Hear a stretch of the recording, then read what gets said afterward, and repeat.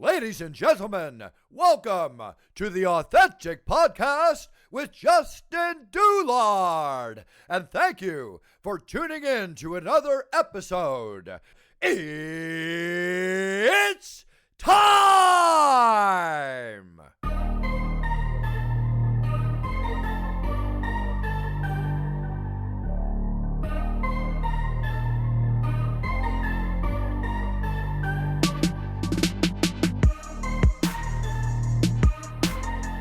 Not a celebrity by no stretch of the imagination. Kind of. Oh, you stopped that. I know a few people. So yeah, I will have people submit questions sometimes especially if they know who it might be, and I get some good ones on there, and it kind of creates engagement too. Like if I put an episode out and I'm like, hey, listen to this, and they're like, I don't know what's on it, but if I say, Eric, I asked this guy your question about whatever that may be. You're okay. Like, I'm gonna listen for the answer. Gotcha. Hey, you guys who's already on here, if you guys have any questions, let me know. I'll answer them. But that is my only rule. You can say whatever you want, but I'm not going to edit it. So that's perfectly fine. I love it. It's real. It's real raw. Yeah, that's why I like it. It kind of keeps you on edge. It's not scripted. There's sometimes I have notes. Like if I didn't know you as well, I would probably have notes. But if we're friends and I've known you for a while and you're pretty easy to talk to, and we could probably sit and bullshit for 6 hours. So I didn't feel like there was any notes I needed to take. I kind of have those in my head. But with someone that I don't know as well, I'll kind of have some hit points, but it's not a checklist, and it's not, the conversation usually flows so differently than you plan anyways, if it is organic. No, I love that. And this is kind of wild. Like, I'm really, first of all, I want to thank you for just asking me. I want to apologize for slow playing the piss out of you. You should be sorry. So I am here to apologize. I think I had to ask you like 7 times. I think it was 8, but who's counting? So like you did, and ultimately I think that I thought it was just kind of like, wait, you've had some pretty cool guests on the show. Like, why the hell you want to talk to some normie like me? And normie, and then no, but it was like, it's an honor. It really is an honor that you have me here, and it's just like, I think the people need to know the truth, though. Like, we go back, I met you, like, I knew you were special when I met you. I knew that, because I remember, like, corporate America. Well, I don't know if I need to say it. You said it, like, I started working at that corporation before you did, right? Like 6 months before, maybe? Give or take. Yeah. And we were in the same MO, rather our district or territory, the same territory. I was, however, export. Yeah. And also was a part of the bilingual team. But anyways, I noticed I came across your desk and I saw a book, The 4-Hour Work Week. I still have that. I bet you do. And I was like, huh, some bitch reads. And I was like, okay. And then I was the only one in that area who had a raised desk. Mm-hmm. You know where I'm going with that. I do now. So I had a raised desk, and I just saw all my workmates, all these colleagues of mine, the sedentary lifestyle. They were just like overweight. I had nothing in common with anybody in this department. And just, just like, they just been doing this job for years, and I'm just like, no. Can I request for a raised desk?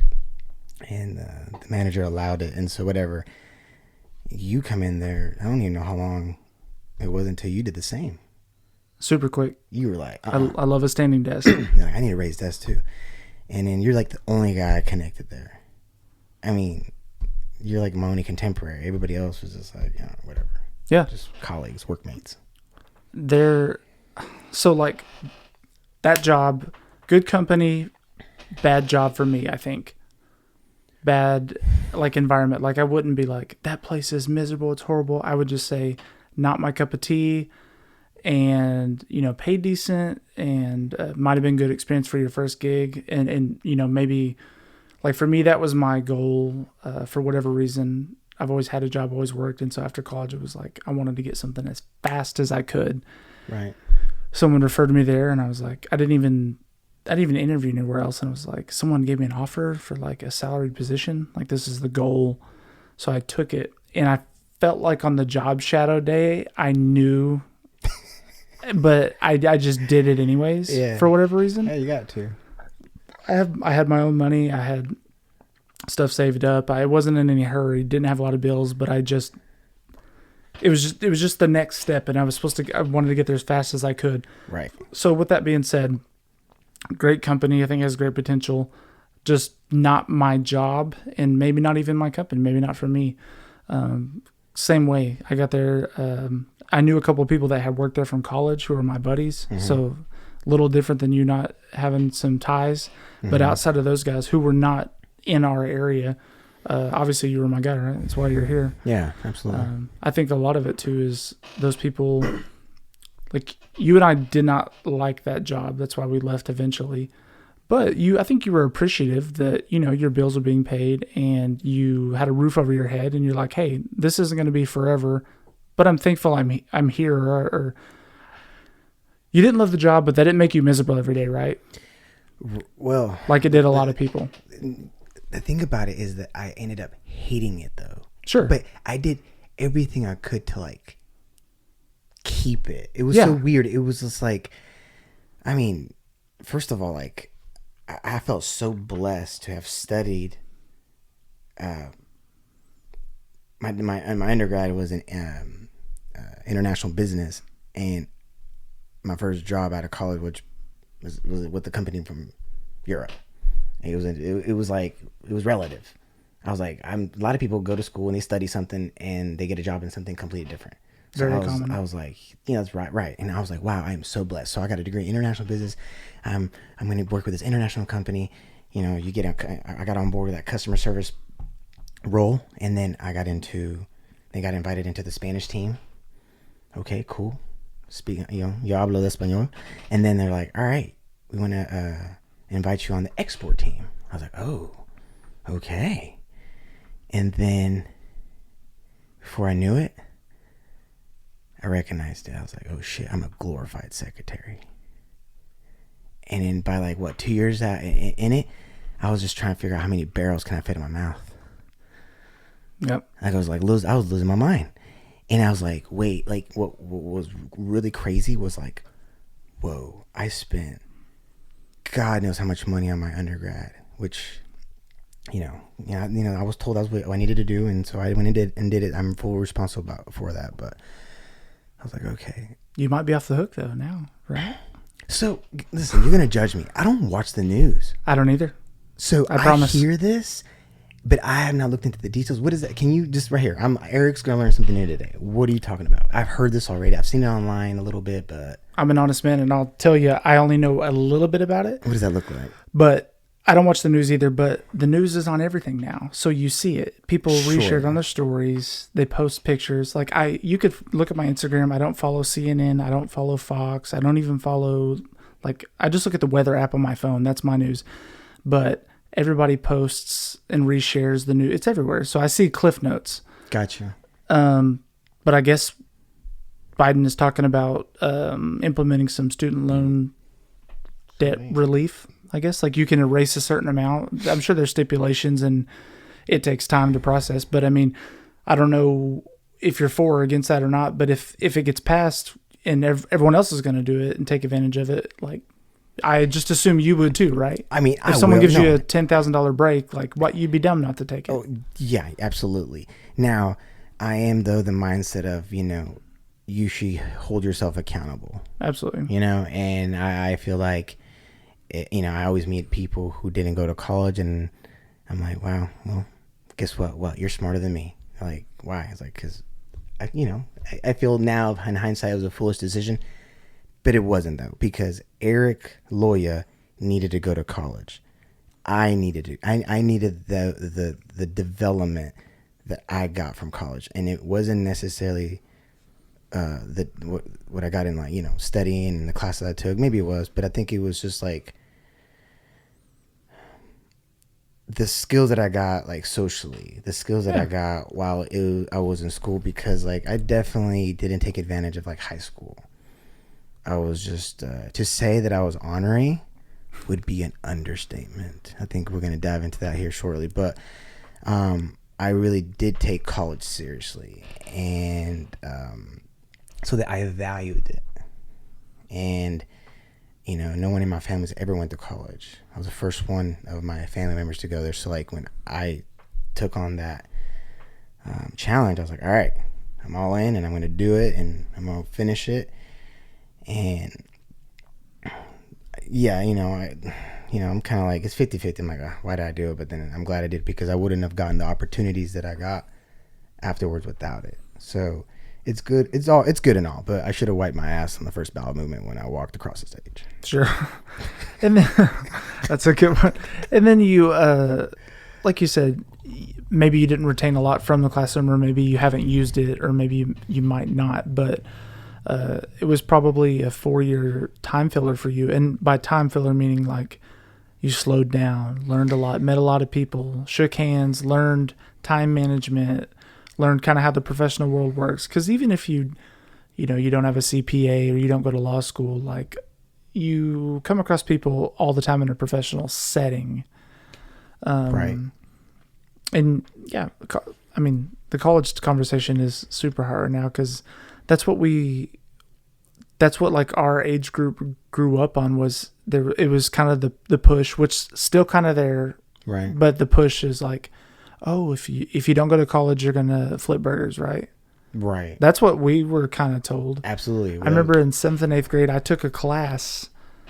My memory is not that great either. Like little things come to me when people remind me. But I remember I took a class in 8th grade, an elective called, I think it was like ACT prep or college prep or something. The entire class was focused on passing and scoring a high ACT, which gets you scholarships or get you into a certain school. Right. I remember that. I think that can only take you so far. I ended up only getting don't quote me, but like a 22 maybe on the ACT. So just where I needed to be. But got you. But yeah, back to that story. It was like ACT prep, but I don't remember ever being offered like wood shop or like HVAC school or plumbing school. And I'm so envious, because I can't do any of that crap now. I'm not handsy at all. And my parents taught me a lot growing up, but they were also like extremely busy people. Sure. My dad worked overnights for a long time. My mom was still pursuing her education, which has served her well. But I don't know if I could go back and ditch, half the classes I took and be offered how to use my hands with something, even just for around my house. Absolutely. Would trade it every day. I will say something that I recognized after like graduating, like, and it's funny how I fell into this thing, like this kind of entitlement thing. Like I wouldn't want to take a job that was, down here in the low, and so I did corporate America for many years, and after doing that, I remember my last job that I took was at a coffee house. I remember around 2020 I did framing. I remember reading your posts about that. They're like, "Where's your tools?" And you're like, "I don't have any tools." And like you're hanging out with these men, men that build things, and they look at me. They're like, "You speak English?" I'm like, "Yeah." "You grew up here?" "Yeah." Did you go to college?" "Yeah." "What the hell are you doing here?" I'm like, "Why don't you mind your own business?" Right. "Am I doing this job just as good as the next guy?" "Yeah." "Well, then there you go. That's all that matters." Yeah, and I mean, think about it, guys. Why do we all clock in? Like we're trying to buy food and pay the rent. Yeah. Like, yeah, that's funny. Of course, they were probably confused. Yeah, no, it's okay. It's okay. Like, I totally get it, hombre. But like, I totally get it. But like sometimes, like. Yeah, go ahead. No, but sometimes you have to do what you got to do, and I'm gonna quote Jay-Z. Jay-Z said the best thing though, man. you can pay for school, but you can't buy class. I like it. And you know, like, yeah, guys, I mean, I come from a couple universities. You know, School of Hard Knocks is one of them. It's not necessarily a university, but then I remember in high school, while my peers were applying to, you know, UCO, OSU, I was trying to not go to DOC. Yeah, that was my first institution of education, to be quite frank with you. You know, the Departments of Corrections, and believe me, I got corrected. I feel like you could do an open mic night, like a short 3 to 5 minute one with that one. That would be a good start. Thanks. Before we dive too deep into it, I wanted to say I remember when you, it might have been Facebook or Instagram, I can't remember, but you posted about that, like you're doing framing work and some labor, and I think you were just seeing like, you know, the bright side of it, or like, Yeah. I had said, dude, a lot of times when you're doing like manual labor or working with a small crew, maybe like a 6-man crew, the people were more pleasant. Like you guys are sometimes, not all the time, right? But like you're laughing, you go out to eat together, you're cutting up. If you need something, you could probably call those guys. Like you got a flat, they're going to come get you. You run out of gas. You know, I know we're not big drinkers, but you're like someone I could really drink a beer with. Most of the time, corporate side, people are like running to their cars at 5:00. Absolutely. Or you're like, you just exchange emails. You know, I remember when we were working together, and I still do this to this day, and I know it drives my coworkers crazy. And I do have a corporate style job, but I love my job right now, and I love my team. And it's the first time I could say that probably in a long time, or first time professionally. Like I'm just an honest person. Like some people would say, how's work going? I'm like, yeah, I mean, it's work. Like, I actually really like what I do right now, and I really like my team. But anyways, if I want to talk to you and I can see you, I'm not going to send you a message on the computer. I'm going to come talk to you. It still drives me crazy. People at work where we were working, I could see people and they would pick up the phone and call me, or they would like send me an email. I get it for some circumstances, but I mean, we're talking 15, 20 yards here. Just come say something. Right. I guess that goes back to when you're working with the labor crew. I feel like you get a lot more genuine people. Like they might cuss a little more.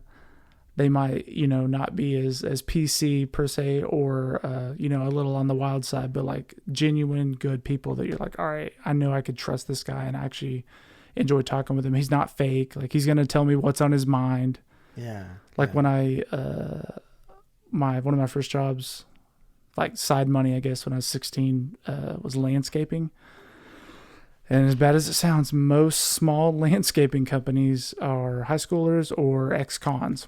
Most of those guys were in and out of jail, or we were high schoolers. So, because it's tough for those guys to get work. No, I didn't know that. How about you?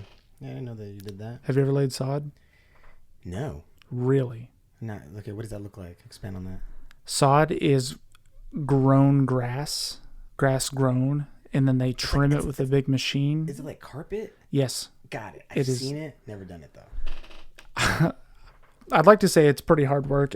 I mean, it's not so much hard. It's just labor intensive, and it's 100 degrees in Oklahoma, and you just get so absolutely dirty. Like dirt where it's your face is brown, your socks are brown. You take it and you dump your shoe, and it's just dirt. And there's bugs in the sod.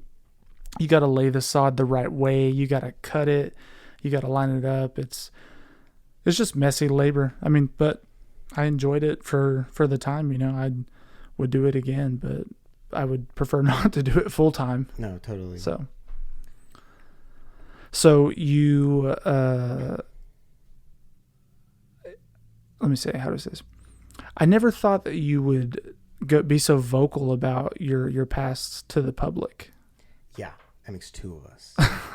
And that's pretty recent, right? Yes, that's pretty recent. I guess I don't even know where to start.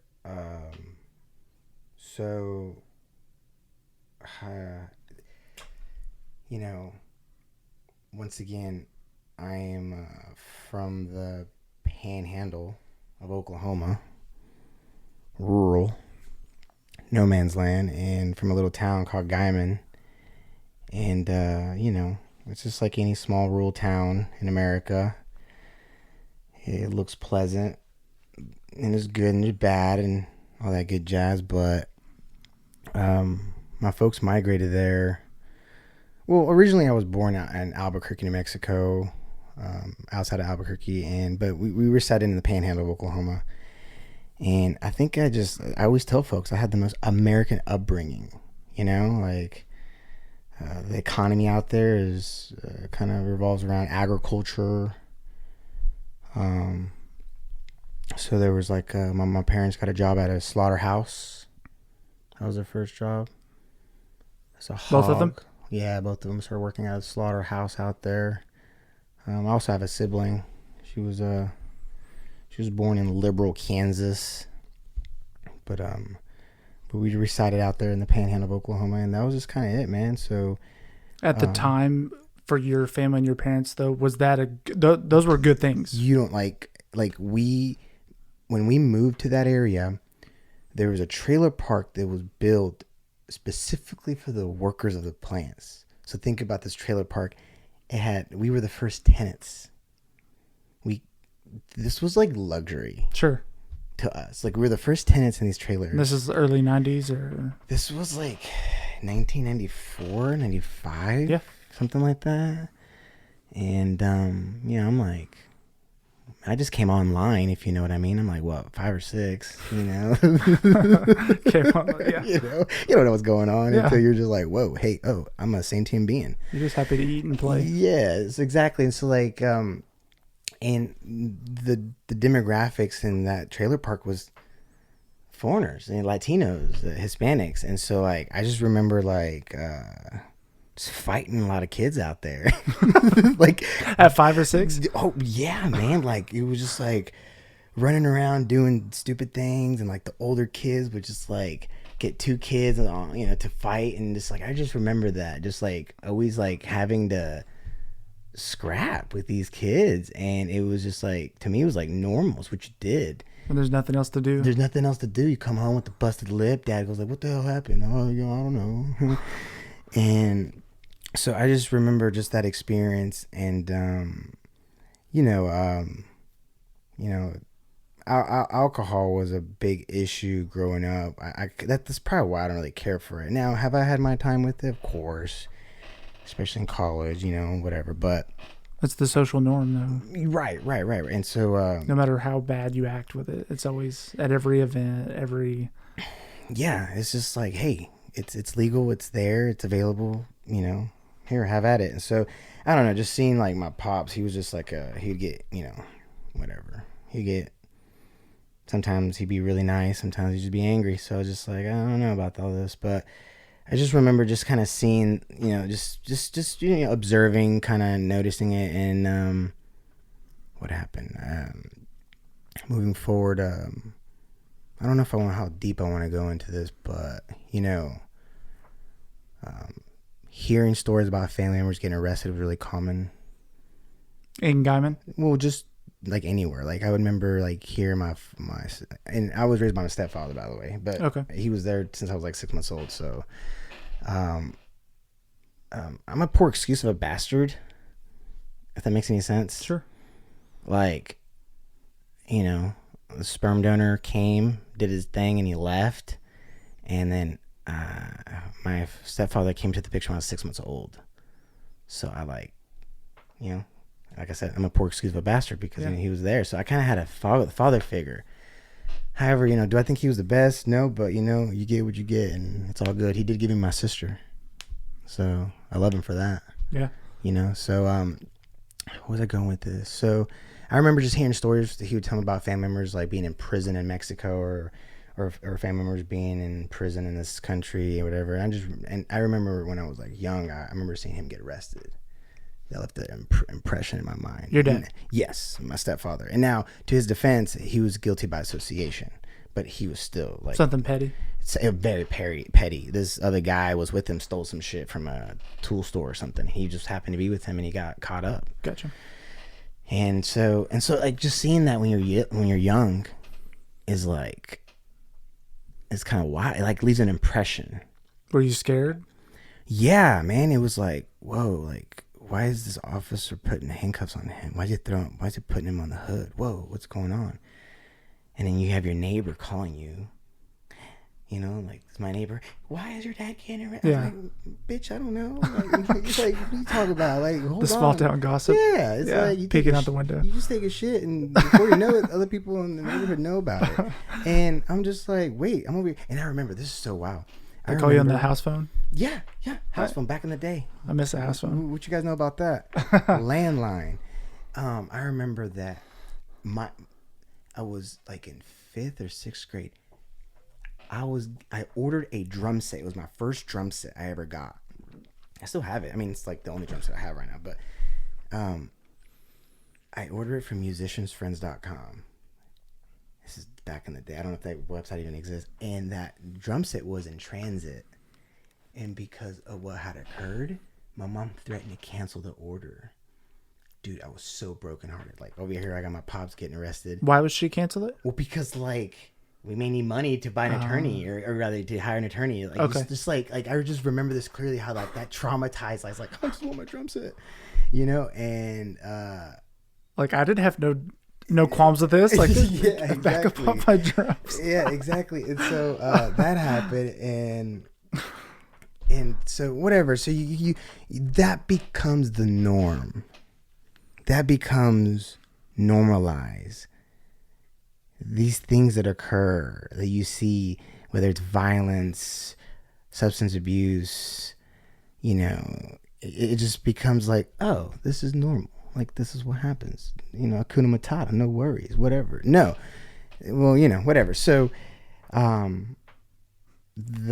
happened, the first time I ever got in trouble, I was like 13, 14 years old. And it was stealing instruments. I literally... Where do you steal instruments from in Guyman? I think it was like I skipped school or some shit one day, just, you know, walking down an alley. And just ditching, walking down the alley. Yeah, you can't walk on the streets. The police will find you and take you back to school.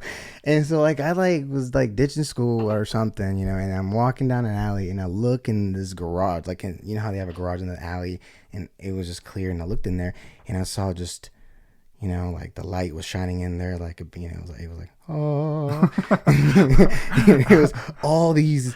Those are mine. Yeah, it was like, you know, you're 13, 14 years old. You're like, and all I wanted to do is I wanted to be in a band so bad. Like, I want to be in a band so bad. Like, it took me like a whole year to get this drum set. And I did the math. I'm like, it's going to take me 3 or 4 years to get everything else. Or I could get this right now.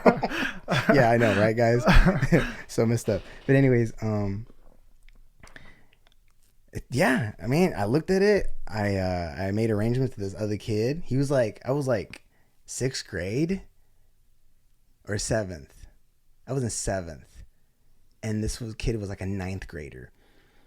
And I told him all about it. He slapped the bass, you know, here and there a little bit. And I was like, hey, dude, I found the jackpot.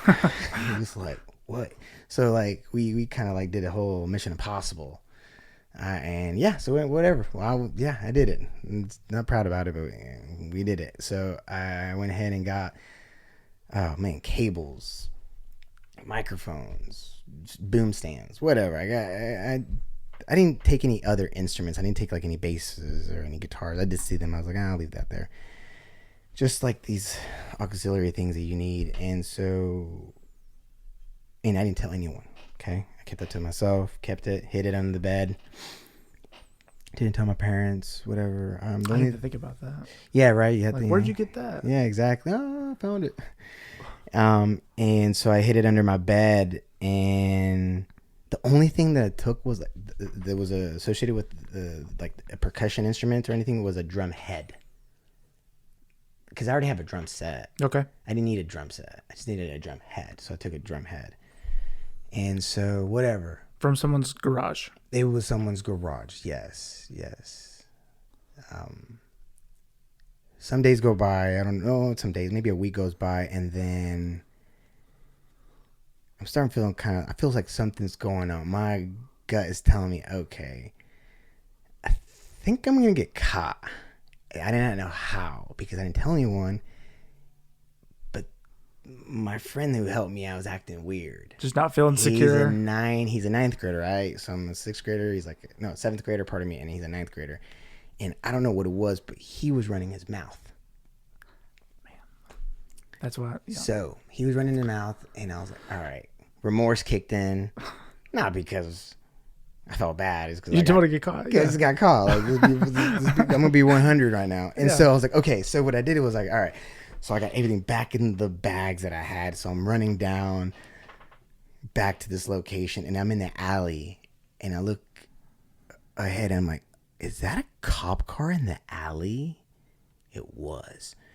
Dumpster right next to me. Opened the dumpster, and I threw stolen property in the dumpster. And I like closed it. I was like, I'm gonna go to the front. So I went like around the block, and I looked in the front. Cops in the front yard, and I'm like, shit. So I ran back home. I went and got all the other equipment. I got all the other stuff that I had. I came back running, and I had to go. I was a block behind, and I saw another dumpster. I threw it in there, and this is what I was gonna do. I was gonna call and tip the cops. Hey, I just happened to see a suspicious guy throw band equipment, and so anyway, so you thought about that in sixth grade. Word. I don't know what in sixth grade I probably would have threw it away and then just like be like, oh yeah, my stomach hurts, I gotta lay down and like hide and cry and just hope that they don't come by. Yeah, man, I don't know. It's not okay, but it's what happened. Anyways, so keep tipping going. the cops off it. Yeah. So I go home, and I was like, do I got everything out of the house? And then I might kill this. Kill it. People are watching. Keep it up. Kill it. Oh, okay. I'll leave it as is. Okay. And so I was like, okay. Tipping the cops off. Think about tipping the cops off. And I'm like, no, I got all my stuff out. All right, cool. I step out to the front, and I see 1, 2, 3, 4, like 5 cop cars pull up in my house. So the whole Guyman Police Department. Practically. I think it's like 6 cars. And so I was just like, oh shit. And so, all right, anyways, the truth be told, isn't that a little excessive for a drumhead? For drums? For band equipment? Yeah, but think about this. They don't have anything to do. Yeah. This is exciting. Sure. To them. Yeah, that makes sense. You know, it's like, oh shit. We got to do some investigation or something, whatever. So they come get to work today. Yeah, they're gonna make their money's worth. Their taxes are being used. So they come up to the house, and even then, I was like, I was ballsy as a kid. Like, the police officers show up in front of the house. My mom and my dad, come on now, they're just immigrants. They're just like, yes, officer, yes, sir, and. I was like, hey, can we come in? And I told my dad, like, something to the effect, I was like, ask him if he has a warrant. This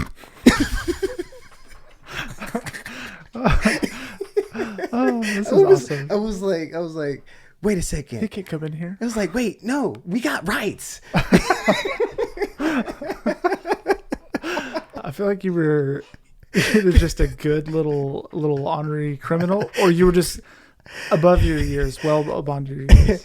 I was just like, wait, no. And then they let him in. I'm like, And I was well, they were probably scared, man. No, poor. That's how cops get you, too. Yeah. And I was just like, whatever. And I was just like, I was like, I don't know anything. I don't know what y'all talking about. Like, can we go to your room? And they went in my room. Like, no. So they go to my room. And y'all can go in my dad's room. He let you in. No, right, exactly. You're not allowed. You need a warrant. I should have stayed in front of my door. I feel like I could just see you like holding this up like, we have rights. Don't let him in. That's so funny. So they bust you in the room, huh? So they go to my room. Mind you, I don't have any stolen property in my room as far as I know. By the way, I'm sure you might get to it. Did your friend rat you out? Pretty much. Okay. Pretty much. Like, he just couldn't keep his mouth shut. Yeah. So, So I put everything in these dumpsters, right? Mm-hmm. I don't have anything in my room. What are you talking about, officer? And the officer, this motherfucker. Remember what I took? I took a drum head. Yeah. It was the same brand that he had. Who? The other drummer, the one who was the victim of the robbery. Okay. The burglary. So you had the missing piece, same brand. So I had his drum head on my snare. Mm. And he's like, wait, the cop. I was like, man, this fucker has to be a musician or something. He's good, huh? Yeah, it's like For a guy in Oklahoma, that's a good cop. Yeah, all right. He looked at, he's like, is that yours? And I'm like, I can't listen. I really can't lie.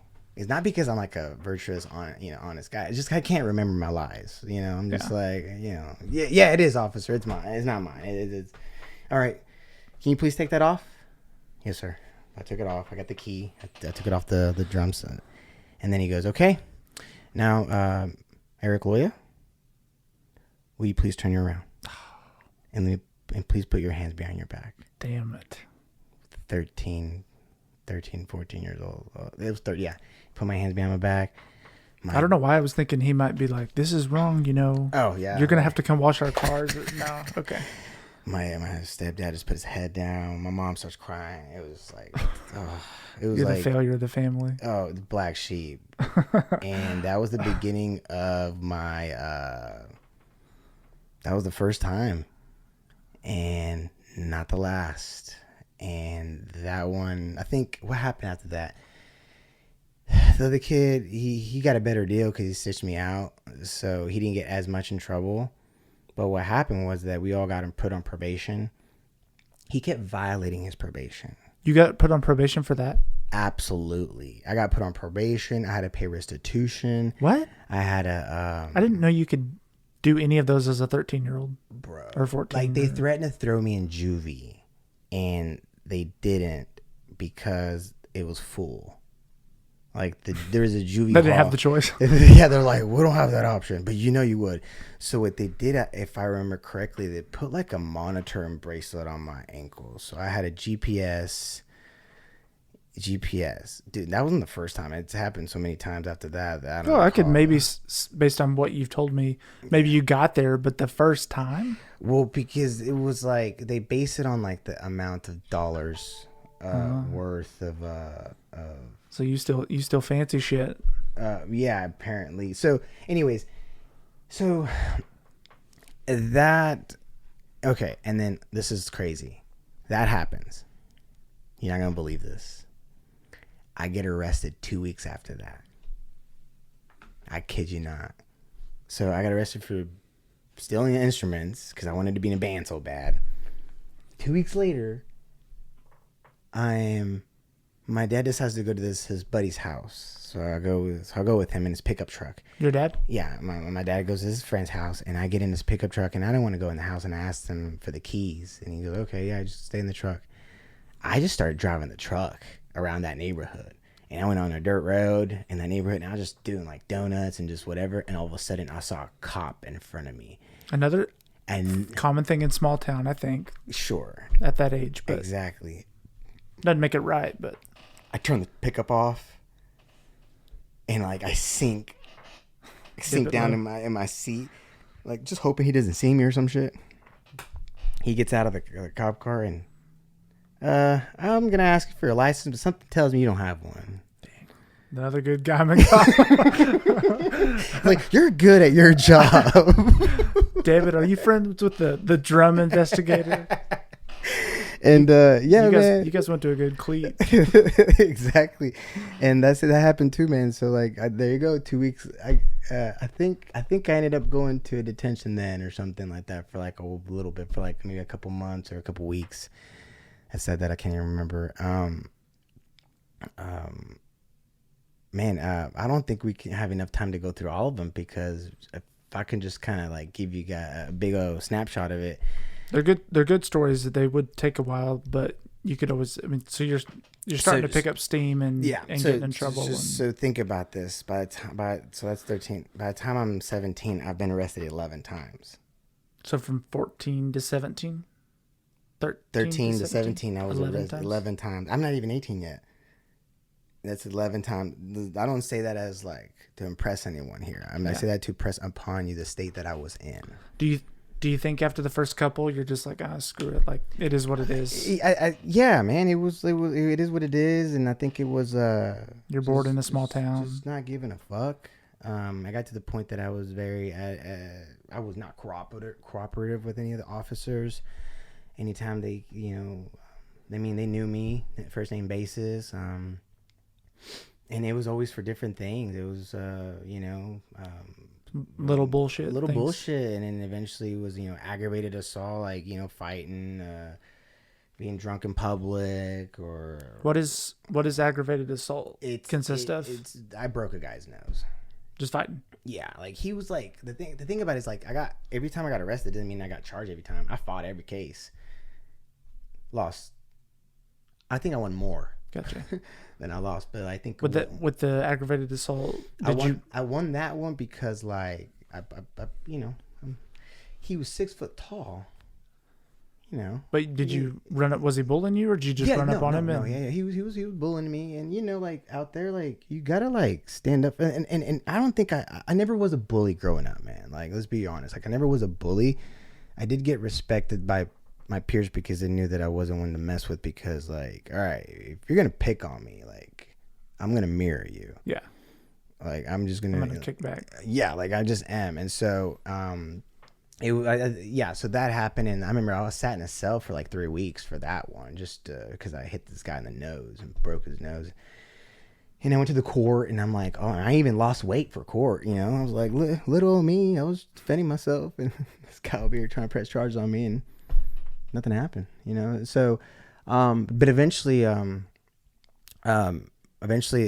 violated my probation. I don't even remember all the details, but they're like, all right, you got to go. Like, we were sending you off. I think it was my sophomore year in high school. So I wasn't, I didn't go to my sophomore year in high school. I spent like that. It was like right at the end of my freshman year, the last day of school, my freshman year, I got picked up and got thrown in a cell. Like they took me to Hooker detention. Where's that? Hooker detention. Hooker is also in the Panhandle, like 10 miles away from Guyman. They have a baseball team called the Horny Toads. So you can go to a town in the Panhandle, Oklahoma, and buy a T-shirt that says Hooker Horny Toads. That's a high school team or a jail team? I think no, it's a high school team. Oh, okay. So I'll get you a T-shirt next time I go. I've lived in Oklahoma like 27 out of the 31 years of my life, and I mean, you know how much little time I spent on the handle, but I always tell people there's a pretty girl behind every tree, but there ain't that many trees. That's a North Dakota joke too. Oh, is it? Yeah. Oh, I never heard that. I mean, I did not know that North Dakotans say that. Anywhere that there isn't shit is where they say it. But gotcha. So you went to detention as soon as school was over. It's a detention center. So think about this. It's like a daycare. How long are you there? So that one. And it's chaperone. So there's females in there too. Is this good or bad? Well, you get to look at them. That's good. But I mean, you ain't gonna, And then you're wearing an orange jumpsuit. You have individual cells. You have staff. They call staff members. They don't like to call each other guards. But man, you just feel like a criminal. You know what I'm saying? Baby jail. And so you're just in there like, all right, I'm doing time. You putting the marks on the wall, if you will. Get your rep up. You're there doing, knocking out push-ups in the morning. And so I remember just, I'm extrovertly stimulated. So I eventually gravitated towards books. And I just became like a ferocious reader. I needed to escape my mind needed to escape those walls, because if it didn't, I think I would have lost it. Sure. Like really lost it. So that's one thing. In fact, the staff members like would bring books to me, because I would like I ran through all the books on the bookshelf, and they just kept feeding me books. And I think I started off with like the Harry Potter books. Classics? The classics, right? And then eventually I was like, all right, I'm over this. I need to read some like real shit. And so I started reading like not a wizard. Yeah, exactly. Need some motivation. No, I did. I got into like John Grisham and like Patterson books, and I didn't get into the sci. That's one thing that I don't dabble into much, is sci-fi, or rather nonfiction. That's all Lindsay reads is nonfiction, and I'm the opposite. I like. Wait. You like sorry, not non-fiction. I meant fiction. Yes, we're backwards. I messed up. Yeah, I You do or do not like I fiction? do not read fiction. I don't either. And like That's I all feel I like, read is nonfiction. Excuse me. Right. Lindsay, I messed up. all she reads is fiction. Yeah, and I don't know what it was. It was just like I feel like I wanted to like read something that can apply. Yeah. And so that's kind of where I started this whole like, all right, how can I get better? Even though I'm in the shittiest place you can possibly be at. But in this stint that I was in there, I was in that detention, I kid you not, for like 6 months. You went there that day and you stayed 6 months? 6 months just rotting in there, bro. Like I ended up making like a workout plan. Like I just started like, I just had a routine. Like, hey, there's Eric. So like, you didn't go to school part of your no. sophomore year? Oh, it's school in there. You go to school in there, and then supposedly they count that as credits.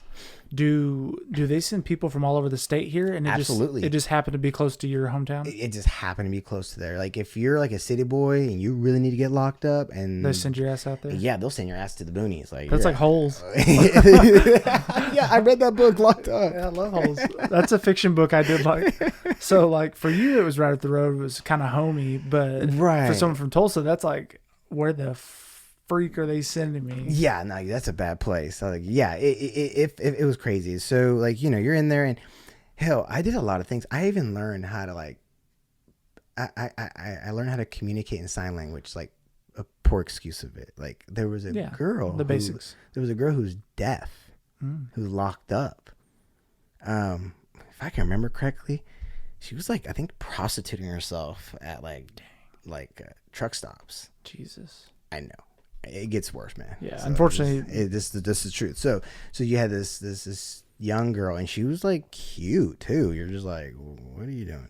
But deaf girl gets caught up, and she ends up in hooker detention. And she's there. She looks at me, and she has like this contraption in her ear, right? And she, speaks like a deaf person would speak. And I was like, what's up with you? And she was just like, Mm-hmm. and she was like, teach me. So when. And that's the only way I could interact with her, if she was teaching me something and the staff members allowed it. So then I was like, she showed me her ABCs. Mm-hmm. And so eventually we started communicating with one another by like sign language. And so I just like learned like, like you start with the basics, like, like whatever, I'm just playing. Like, is that whatever? Yeah, this is whatever. I'm just playing. I like girls. We taught, well, Lindsay taught him. I taught a little bit, but my son, he does please a lot. Yeah. More, all done with food. So and that's a really good thing to do. I mean, kids should learn multiple languages. It's good for your development. So I did that, and I just did whatever I could to kind of just stay stimulated. And then I started getting to the point where I was becoming a problem. So there was a staff member I do need to talk about. This is some crazy. There's so many stories with him, but just to kind of stay on top. There's a staff member, this guy that showed up. He was a new higher up. He was just like, I don't know, young 20s, early 20 guy. If I remember, what was his name? I'm not trying to dox this guy, but fuck him. Whatever. Let's call him Josh. I think that is his name. But anyway, so this guy, staff member, gets hired at hooker detention. He's an adult, but he's like, he comes in there and he's trying to be like hard, right? He's trying to be a hard ass. And I look at him and I'm like he kind of had he was kind of going bald. And he's already early in the 20s, and I was like, you picked up on it. I'm a young kid. I'm gonna make fun of you. Yep. I made fun of him. Whatever. Guess what? Karma's a bitch. I'll share with you that here in a bit. Anyway, so that happened. So that this staff member, we just bumped head to law, and he just didn't care for me. I didn't care for him. And then eventually, one day he got really excited at work. I was like, why is this son of a bitch excited? What the hell's going on? He was like, you're getting transported to Woodward. I'm like, what? I'm going to the armpit of Oklahoma? Why? Yeah, you are. So there came a van. Police officer put me in shackles, put me in the van, took me to Woodward, Oklahoma. Now that's a different detention center. That's a different beast. Do you think this guy put your name in there or something? I don't know, but I maybe. Who knows? So this is jail or? So this is just another juvenile detention center, another juvie hall, another juvie, another place to hold kids. So bam, you get transported over there. And this is different. You cannot talk to other inmates. You cannot communicate. You have to eat with your palms on the table. Any conversations are directed towards staff members. I did not adhere to these rules. They put my ass in solitary confinement. The first time was for 3 weeks. Oh, dude. I know that's not. I should be laughing at that, but No, it's funny you're laughing. that's a long time. Dude, what do you do in 3 weeks? Me? Yeah, think about what you do in 3 weeks. I'm like 15. I'm like 15, 16. And I'm sitting in the cell for 3 fucking weeks. The first they gave me the Bible, right? So I read the thing, right? I'm already reading the Bible. I read it, I think I read it like 3 times. I'm not gonna lie to you. Like maybe twice, maybe 2.5. After the third time, I was like, this thing is fucking confusing. I would read anything if I had nothing else to do. Yeah, so after that, so I was science manual. yeah, manual. And then eventually I just started using it as a pillow. And once it's because they well, understand they take it's a concrete slab, right? And they take your bed during the day, so you don't sleep all day. No way. So they take your bed. That was like my like, hey, I'm putting in 12 during the day, Bro, 8 at night. So cruel and unusual punishment. I didn't know you could go into solitary confinement as a kid. And these assholes that put the AC on, so you're cold as fuck. So you're just cold. And okay, I did that, but in ISS, in school suspension, not solitary. So you can't go to sleep. Oh my God. And so I just was like, like you become desensitized and whatever. Anyways, there was a staff member. I remember this clearly. The staff member was like, hey, he came in there and he gave me like 3 or 4 encyclopedias. I was like, oh my God, I love you. That's when you know shit's fucked up. You start, loving encyclopedias. So I just started reading them, man. I just started going ham on them, and I think I recall being in solitary confinement for like maybe a month and a half by then. I was there for like 3 months. I did 3 months solitary confinement, and then I got out and then went back in because I just, I threw a fit, and they just did not tolerate that. And then after that, I still had to serve my time in a boot camp. So I got sent off to boot camp. So I went to, it's called Thunderbird Youth Academy. I do know Thunderbird because that's in our neck of the woods. Correct. Never been out here before until then. And so I went to Pryor, Oklahoma, Mays County, as they say, right? Yep. And so there's 2 companies. There's a Bravo, Pryor Creek, and Pryor Creek. There's a Bravo company and there's an Alpha company. Mm-hmm. Alpha company, those are the kids that like voluntarily went there. Those are the kids that go home. I know a kid that volunteered and went there. Yeah, see, in my mind I was like, what the hell? and then they have money and they have kind of like a pre-military type. Sure, right. You're getting ready for whatever, go join the military. And so we were there, and we were all like, and we arrived there, and you see, like, I'm from the country, okay. And this is the first time I came in contact with like inner city kids, urban kids. And so like you have these young boys, like 15, 16, 17 years old, tatted up. Yeah.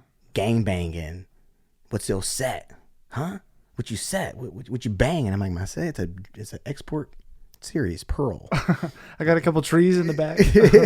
I was a smart ass and I told him I banged a drum set. Like, nah, man, what's your gang? What's your gang? I was like, dude, I hang out with rowdy country boys. I'm not a gang banger. And so like, I got exposed to that. And so that was interesting. And I made sure that I made a scene at the beginning. I noticed there's a trend, there's a pattern. If you create a scene from the get-go, you don't get messed with. And I made a scene. What does that mean? So, meaning like, I on the 3rd day there, I pissed off a drill sergeant. On purpose? On purpose. I pissed him off. I did something that just, whatever. We were marching, and I wasn't paying attention, or I decided not to. And he goes, Loya, drop down and give me 20. I did it. Get up, run to the light pole, go. Crawl on all 4 legs. All right. again, repeat. I did that for like 15 minutes.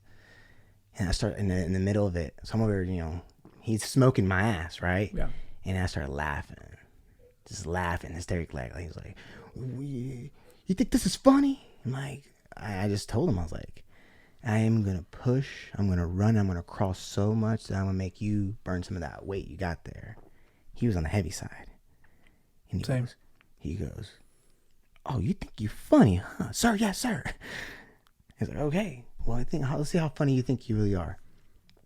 He made the whole company get chow, and they went and got it. I don't know if you read this on my Instagram, but, yeah. So he slid the tray under me. He was like, all right, have fun eating in the plank position, Loya. And I looked at him and I said, fuck it. I just started eating I got my milk carton out of my mouth and just like a dog, and I just like chugged it, and then I started eating all my food, and like sweat was dripping in there, and I ate that in like less than 2 minutes, and I looked, my face was covered with food and everything, and like he just looked at me like, what the hell? And my whole company, right. Yeah, and the company was like, so I saw some like, and I saw some like smiles. I saw some guys do this, like, yeah, and then he was like, okay. Loya, Cadet Loya, get up, clean your mess, and get back to your platoon. And after that, like, all like gangbangers and all the hard guys are like, you with me, man. Come over here. I'm like, whatever. So it was just I don't know why I did that, but I just remembered my ability to just talk to everyone. I was able to talk to the black kids. I was able to talk to the white kids. I was able to talk to everybody because there was like only 2 Hispanics there. It was like me and this other kid. And little did I know this was a foreshadowing of prison.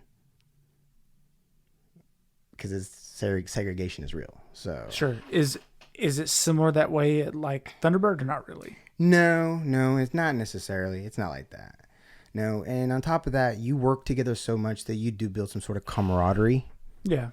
You're marching every day. You're waking up at 4:45. Because they're really trying to build young men that have been troubled, right? Absolutely. Instead of prison where it's like right. People are coming out worse, mostly. No, that's true. The odds are against you. The data doesn't lie.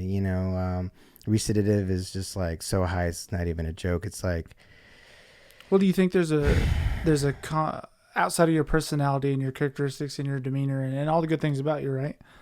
Do you think there's a reason that people don't believe you? Oh, shoot. You're just like, no way. Because everybody that comes out, it's like, I'm going to throw stereotypes out here, but it's like, you got sketchy tattoos, you go back, you can't get a decent job. I mean, just all the bad things that come out of it. Absolutely. Absolutely. I know exactly what you mean. And I mean, just the way you move, the way you talk, the way you carry yourself. Yeah. The thing that helped, there's a couple of things, I think, a couple of factors that maybe you can't tell that's my past, and it's because I got lucky and I had help. That's it. Like,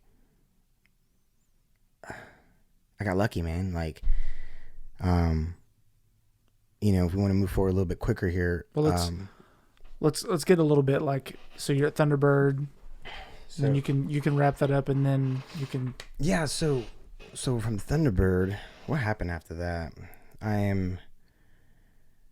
You graduate or move on from the program? You're right. Yeah, you graduate from the program. Oh, I remember I took my ASVAB, and I remember seeing these 2 Army recruiters, I don't know, trying to recruit me to the Army. Like, you should get a perfect place to get picked up there. I mean, sure. You just did everything they do in the Army. Right. Like, hey, why not? Perfect fit. And, but I remember when that occurred, excuse me, this carbonated water's getting me.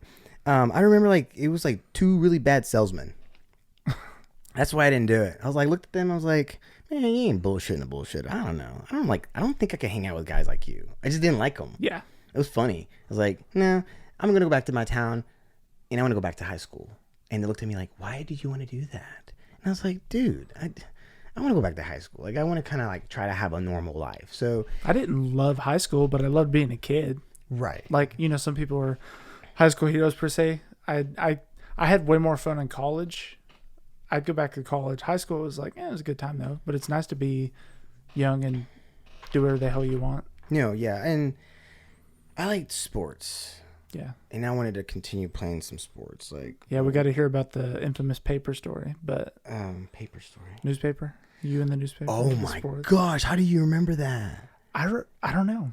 That's so It was interesting to me, so maybe that's why. Just thought it was so kind of funny. All right, yeah, we can get that. If you wouldn't have brought that up, I wouldn't have remembered. Well, it's the same way with the little things with like, my standing desk at work, maybe the 4-hour work week. Still have that book. I don't remember us like connecting over that. I just remember being like, Eric's the only guy here that's not a freaking ass hat or is, miserable. But Right. Honestly, I couldn't tell you when you told me, but I think it was when you told me, you were a troublemaker and did some time. And then I did the standard, like, bullshit. And you're like, I'm serious. And I was like, okay, for what? And then you were like, and then the story. So okay. Among the last couple of things I remember doing, this is, it's so silly, but I mean, I'm just going to say it. So by this time I'm like 18 years old. I'm not in trouble anymore, but doesn't take too long. And I go to a car wash with my girlfriend at the time. But after Thunderbird, you get back to Guyman. You're in high school playing football. Sorry, yeah. Let me do that. So I get out of Thunderbird, and so I eventually go back. I get I don't get allowed to go to the high school yet. They put me in alternative for a little bit. They're like, we don't know. I've seen those. So I went in alternative, and I was lacking a couple credits to be a junior. Yeah. I did like 6 hours in like 2 months. Like I just was like, they're like, wait, Oklahoma education, huh? yeah, guys, I'm not that smart. It's just the education's that bad. Like I think we're beating Mississippi by a little, and till next year. Yeah, till next year. And so then eventually I go to back to the high school, and I start. I'm a junior, and I'm playing football. I did powerlifting, and I also ran track, and also I did show choir. Okay. I was a drummer for a show choir. So speaking of regrets that I regret not doing like band or speech and debate. If I could go back, I would do sports and one of those. But anyways, it was a good thing to. I needed as many distractions or as many things to do because I just have that kind of energy. So, my coaches kept me real close to them. My teachers, even though like it was kind of crazy. Like I've always had teachers that invested in me, put a little bit extra. I don't know what it was. I was able to attract them. I was likable, but I was ornery. So maybe they saw the good in you and that you needed a little bit of guidance. Sure. So, the community raised me, if you will. But what happened? So I'm playing sports junior. Nothing really happens. I'm 17 my junior. So yeah, I turned 18 and then it's my senior year. And then my dumbass, at this time I was dating this girl. I will not say her name, but guys, vet the people you date. Some of them just don't qualify. I'm just being honest. Anyways, so I'm dating this individual, and so we were at a car wash. When you're 18, right? I mean, everyone's pretty stupid when they're 18. So. Right. And so, anyways, I go to this car wash and I put the money in the machine. The machine doesn't work. I look in the office. Hey, sir, your machine's not working, and I see a money bag. Dumbest thing you could do. Just grab it. Why? Because I have no morals. I just did it. Grabbed it. That was probably the worst thing they ever did, or probably it was the most necessary thing that ever happened. But anyways, camera saw me. I'm in trouble again. How much was in it? $45. Just wait. So the man who owns a car wash knew me because. Did you know him? Well, yeah, and I didn't know he owned that business. Oh. That hurt more than anything. That was like you stole from a friend that you didn't know. A person who actually in fact, I heard that he praised me because of my athletic abilities because he's seen me play. Dang. He saw me run track, and that was it's a shitty feeling. So that happened. The money was returned and everything. He dropped the charges. the state of Oklahoma picked him back up. How does that work? Yeah, I don't know. I'm not saying I haven't deserved to be arrested, maybe, but I've never been arrested or anything. So Sure. I don't know. It's all foreign. I wish I can expand on that, but I don't know how the hell that works. But the state of Oklahoma decided to say, no, we got to get this guy. So what they did, maybe since he was kind of a friend, he's like, I was cutting him some slack, but he's been dirty to us. So it was my first offense, if you think about it, because your juvenile record is sealed. Okay. Right. Technically, right. Sure. So, but not really. Preach. Yeah. Because technically, you wouldn't have went where you went if that was your first charge. Only. Preach. Yes. So, that's it. So I should go to law school, huh? You should have take the bar. The bar. No, what is the test? You have to take a test before you go to law school, or right before your law school. Maybe I shouldn't go. I don't know what it's called. So SAT. No. Anyways. Yeah. So Oklahoma is like, nah. No, the state of Oklahoma says, we can't do that. We gotta get this guy, and so. The way they worded the crime, it was petty theft. The way they worded it, they said it was second-degree burglary. It was a felony. And so I go to court, and guess who's my judge? The same judge I had throughout my juvenile. Of course. And he's like, "Hey, Eric, what's up?" No, he didn't say that. He was like, even though my juvenile record is sealed, you can't forget. No. And so, they were like, well, Eric, I'm fighting this case my whole senior year. I'm fighting this felony. I'm fighting it. And you get assigned to like a public attorney, or do you hire a private? Or how does that work? A public piece of shit? Yeah. Sure. Yeah, that guy shows up. He don't care. I swear to God, mine reek like alcohol every day. But anyways, that's him. So he's there. He don't care. I'm like, okay, so I'm fighting here's the real criminal. He's drunk at work. Right. I got rights. Back to that. I should have just defended myself. I would have done a better job. We got rights. So anyway, so I focus my mind on school and football and sports and music. That's all I did my senior year. So my senior year. And this is like a really long drug out process? Very long drawn. Like my whole senior year, I'm fighting a felony case. How does that work? Why does it take so long? Because like you're trying to get a deal with the DA. Yeah. You're trying to get some sort of, all right, what's the least amount I can do? And so anyway, so were you scared for a year?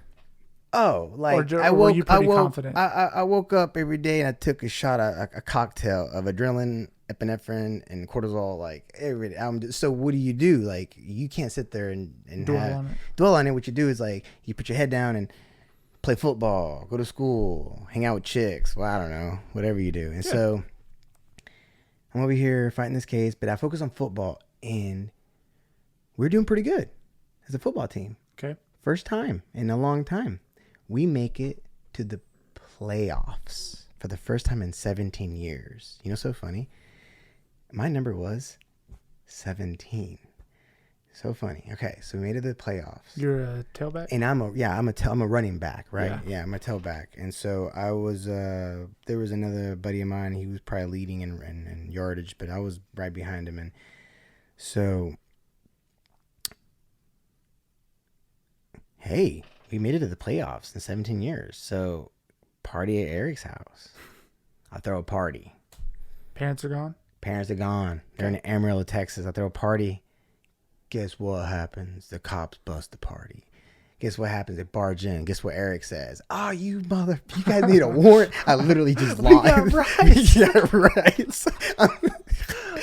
And my friends were like, Eric, calm down. No, fuck that. They need to get the hell out of here. No, you cops, you get out of here right now. Go get a warrant. No, you're not supposed to be in here. Man, they were just like, arrest him. They arrested my ass. Just straight up. And I was like, I told my teammates, call coach. Call the coach. They did. I need some help. The coach showed up. He just showed up. He tried, I got a game next Friday. Yeah, exactly. I got a game next Friday. Come on, coach.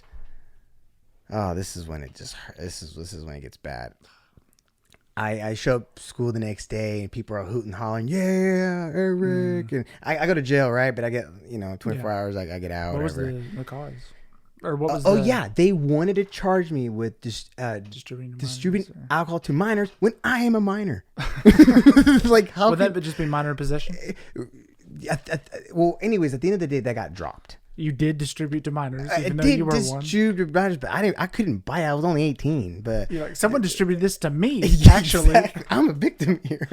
Sounds like you should have been a snitch. I know I should have. Let's see. You know what? No, if I maybe could, not. I'm not. That's not in my blood. Yeah. But like, if I was a snitch, I could have just been like, just. You're like, you know who bought this, right? Just living the life. But Yeah. then I wouldn't have. No, I was accountable. I needed to be accountable for my irresponsibilities. So that happened. On like the next week, a friend of mine goes, Eric, have you seen the Guyman Daily newspaper? Or it was a Guyman Daily Herald or some shit. And I'm like, what do you mean? So I'll go ahead and I go get the paper. On the front page of the newspaper, it says, underage party busted. Eric Loya was arrested. Da da da da da. And I like flip to the sports page. The front of the sports page, I'm running for a touchdown. Eric Loya running for a touchdown. Guyman makes it to the playoffs for the first time in 17 years. And I was like, this is wild. Like, this is crazy. Like, They're back in the classifieds. You got an ad for a garage sale. Selling all my shit to buy some drums. Oh, that's funny. Oh God, yeah, I cannot believe you remember that, man. Yeah, that's. I never thought you to be a liar, but I was like, what? No, maybe you got a PI, but like you didn't do time, and you're like, no, I did time. And I was like, no.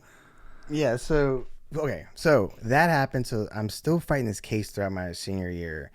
I did powerlifting. I remember doing that, and I remember it was track season, and I also I had a big L. So I was one of the. So I ran like a 10.8 hundred. Mind you, this is backs. No.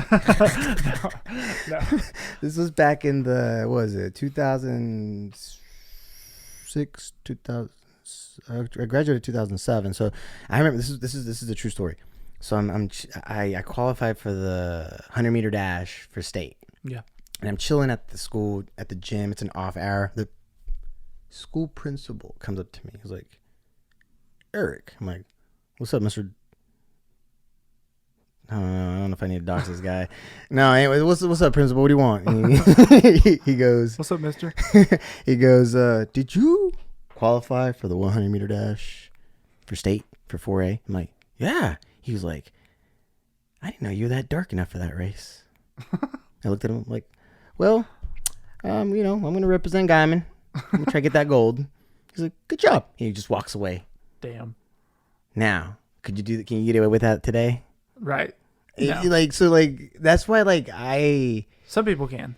Yeah, some people can. But it's just like, to me, that's so normal, which is like, I don't know if it's okay or not, but it's just like I don't take those things to heart. But, it was just the blatant. That was just real. This is what it is. It was just raw and real. Anyway, so that happens. And I remember the track coach not liking me. And I did some stupid shit at school. And he just banned me from track. Before the meet? Yeah, I was also a pole vaulter.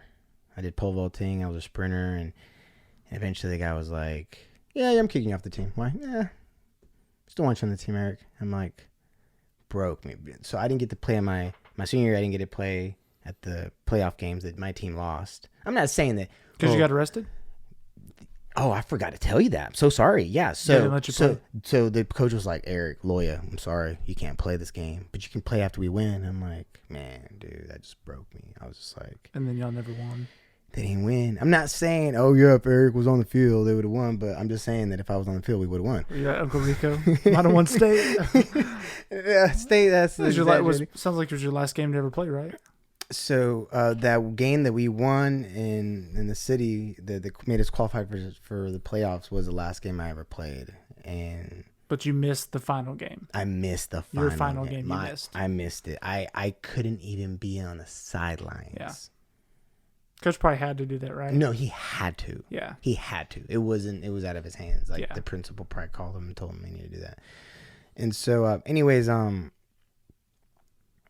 so track, I was also like, pretty fast, if you will. And, I was just misbehaving in school, teachers getting on to me, and eventually he got wind of it, and he was like, yeah, hey, I'm just cutting you off the team. And I think they knew what was hovering above me. Like, I think I didn't tell anyone my problem. I wasn't telling people that I'm fighting this case. I'm trying to. But I think it's just like maybe the stress was getting to me, and so whatever. So, I graduate. Okay, so So what they wanted to do, they wanted to give me 5 years. Who? The state of Oklahoma wanted to give me 5 years of lockup for second degree burglary. For the 45, the cash from the car wash? $45, yes. But then I have this other arrest now with, think about that, now I have this other arrest. Minor in possession. Or distributing to minors because I threw a party after a football win. Yeah, there you go. So all of a sudden I have like these two, now I got 2 cases. It doesn't look good. And so they were like... So you go into court one day and they're like proposing 5 years in prison. Sure. And are you losing your mind? I'm like... This was funny. Not funny. This is kind of silly because I know in Oklahoma, if it's a violent crime, you only do 85%. If it's non-violent, you only do 35%. So I was doing the math real quick. I was like, 5 years. It's only like not even 2 years. Is that why they go so heavy, you think? I'm not certain why that is, but like you got to understand, like you never do. I think I don't know. I might be talking out of my ass, but if you go to federal, you're doing all the time. But I think in state, that doesn't. I'm just going to talk about what I know about. Okay. So, in the state of Oklahoma, that's what it is. So, if you did a violent crime, you're going to do 85% of that time, whatever time they give you. Probably deserved. Absolutely. You should do the whole 100% if you did a violent crime. And so is that usually like murder? It could be a violent crime. Could be aggravated. It could be assault. It could be, even spitting on somebody. It could be a violent crime is when I'm assuming we may need to pull up Google. It's just like physical. Yeah, you do a harm to another human. Yeah. And so they try to give you 5 years. And I'm like, for aggravated robbery. Second degree burglary. That's what I was way off, but okay. But close enough. Second degree burglary. Second degree burglary. And the way they worded it is that they suggested that I broke into the car wash, which I didn't. I went in there with the intention to get help. And the reason why I know this is because I had another attorney look at it after the fact. He's like, dude, you got fucked. And I'm like, what do you mean? He's like, you shouldn't really done any time. You should have just gotten like a slap on the wrist. God, does that crush you to hear? Or do you think you needed it? No, because like what happened was necessary. So you think obviously it helped you out. I think I wouldn't be sitting in front of you if things didn't pan out the way they did. Like, despite the fact that it occurred the way it did, I'll take that, and you're probably right, but not everyone is like you, and that sucks. Thank you. That sucks for someone who maybe isn't as driven or didn't have a good mentor or all the things that you credit to being who you are and learning afterwards. How many out of 100, how many people get that? I mean, is it 10? Is it less than 10? Is it 30? So the fact that you maybe shouldn't have done it, but at the same time, maybe it did help you and maybe it was something, but still just kind of wild how one attorney or one judge is like, this is what it is. And then one guy's like, nah, you shouldn't have even done it. That variable just shouldn't be so variable considering the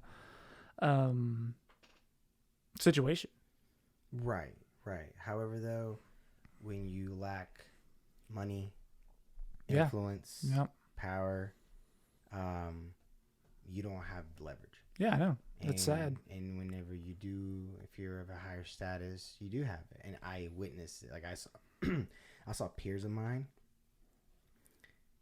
who did way worse shit than I did. Yeah. And they got, daddy knew somebody. Daddy was connected. And you're just like, damn. And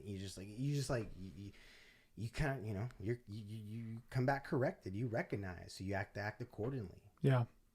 I mean, what else? Hey, what are you going to do? Cry about it? You can't. Like, you just got to, like, I knew the situation. And so,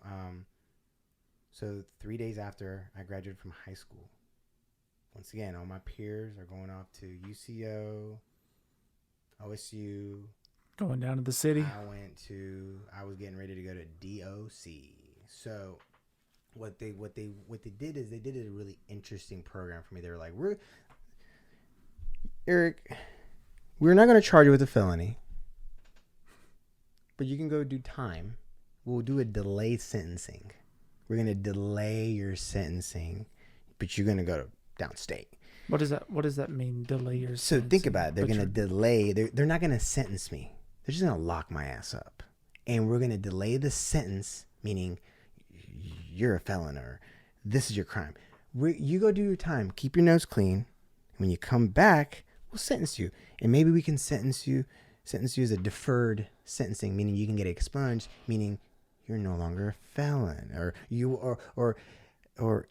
It was a program, I don't know why it was developed. It was for young adult offenders, first-time young adult offenders. And so they're like, I guess this was an opportunity.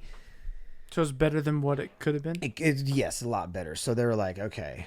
But however, though, like the thing about it is that they don't really recognize what they're doing. And I can dive deep into this, but I think we need to get into the politics behind it. But recognize, guys, that Oklahoma had a really big private prison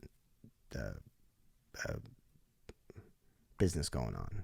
Still do, right? And it's based on, I haven't looked into it lately, but like you have these prisons that have contracts with the state, and they have to have a certain amount of people occupied, and the state likes to be conservative with their money. So if the beds are not full, they feel like they're wasting money, and you have lobbyists who like to keep enforcing these archaic laws so they can keep. It's a pipeline. There's a private prison, and think about all the resources that go to these prisons, from food, from chemicals, from this and that, and it's just like this. It's a business that makes money off incarceration. Isn't that so hard to really think that you're like, no, surely not. Surely we wouldn't want to put people in to fund the money, but then when you break down the science and you're like, you break down the economics, like maybe it's there. It is there. In fact, based on how many, some of these private prisons are in like I remember reading this when I was in college, because I was like looking into my situation just afterwards. These companies are in the stock exchange. They are. So I can attest to that. I looked at it one time. Yeah. People were like, private prisons and this, and it was like on Robinhood. It's like called Triple C or something. It's like correctional centers. I don't know what it's called, but it's a corporation. It's on. You can own stock. You can buy it on Robinhood. Sure. Right now. Sure. Yeah, it's freaking crazy. Which, if it's not a not-for-profit or a non-profit business, wouldn't have stock, right? So Correct. the goal is to drive a profit. Well, yeah, you have to. So that would make a lot of sense. Yeah, if you have investors, you got to make your investors money. You know, like, this is America, capitalism. That's so crazy, and people talk about it a lot too. Like, I even wrote a paper on it in my master's program, being a component for entrepreneurship and capitalism. And I really wrote it not for any type of political reason, mainly because I couldn't find anything else to write about, and I just like small business, and I like all the guys that do good things. Like, big fan of Mark Cuban, big fan of guys who self-prosper and grow and all that. But yeah, the capitalist stuff like that, that's so crazy that you just figured it would be like the government would handle it, or it would be a nonprofit, right? You just run the Right. bill. It's not a business. Right. And I mean, you know, so where are we at? I remember. So you get sentenced. So they're like, they delayed the sentencing, remember? So like I'm looking at, they're like, you got to do about 6 months at a minimum. So in Oklahoma, you have minimum, medium, maximum. Yeah. So my crime was minimum, all right? However, my time doesn't start until I get to the yard, meaning that your timing. So I went to jail 3 days after I graduated high school. You don't get time for credit served? No. Why? Because you're not doing your time. You're waiting to pull chain, as they call it in Oklahoma. So I'm gonna throw some. I'm gonna throw some terms out there that they use in there. So Pull chain. I'm in jail, in Texas County Jail, in the Panhandle of Oklahoma. Don't get confused, guys. It's just a county in the Panhandle of Oklahoma in Texas. And so I'm in there for what? I don't know. I was there for I was there for several months. Was it? I don't know, maybe 3 or 4 months, whatever. What? So I'm in county Hold jail. on. You're in jail for 3 to 4 months. Sure. To go to Waiting. prison. Yeah. And you don't get credit for it. Nothing. Are you sure? I don't, That's crazy. I mean, okay, let me say. That was disrespectful. I'm sorry. I know you're sure. I'm sorry. I'm sorry. No. I thought that was the whole point is you get time served. So like some of those guys will spend a year in jail waiting, and then depending on the deal you get. Jesus. Depending on the I'm sorry. deal. That No, was rude. no, it's not. I think Are you it's sure, funny. Eric? I mean, like, let me look back at the papers. And so I remember just That's sitting. awful. Yeah, dude, I'm sitting in jail, in county jail, just like in this pod, and like, I'm just like, okay. And people coming in, people coming out. And then there was like 1, 2, 3, there was 4 pods, and I was just in one pod. And I remember like the guy down, like I was up top. There's like 3 or 4 cells up there. I think I was alone. I had my own cell by myself, and I was a guy that was in my drawers all day long reading with coffee in his hand. Like, yeah, I was At 19, yeah. 18. You like you're doing life in there. I mean, I've already done time, so it's kind of like, I'm here doing it. And I remember that was like the hardest time I ever did, though. It was so hard. Like, it hurt. Like, I remember just like Seeing what the stocks are like at the prison that you're going to. Might as well buy into this thing. Make a little money while that's probably too soon. But... No, that's so, listen, with me, it's never too soon. Never too soon. Okay.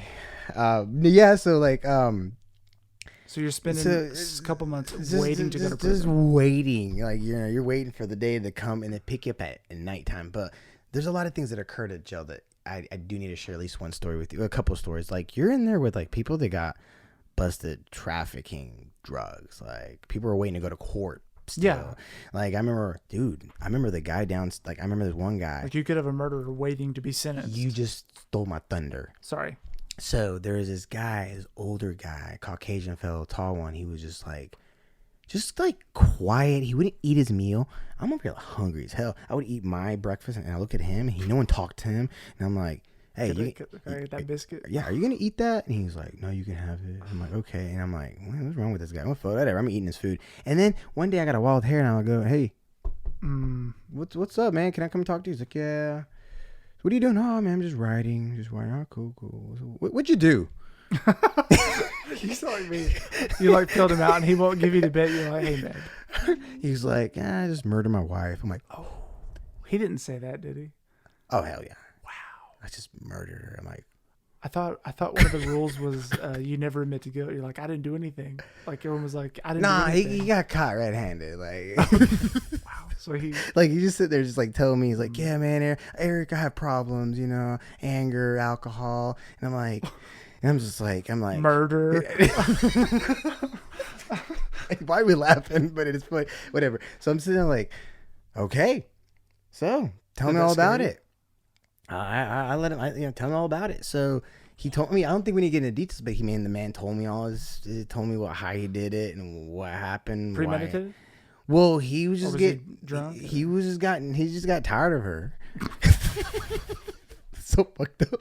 Well, you better watch out. Women don't know your husbands.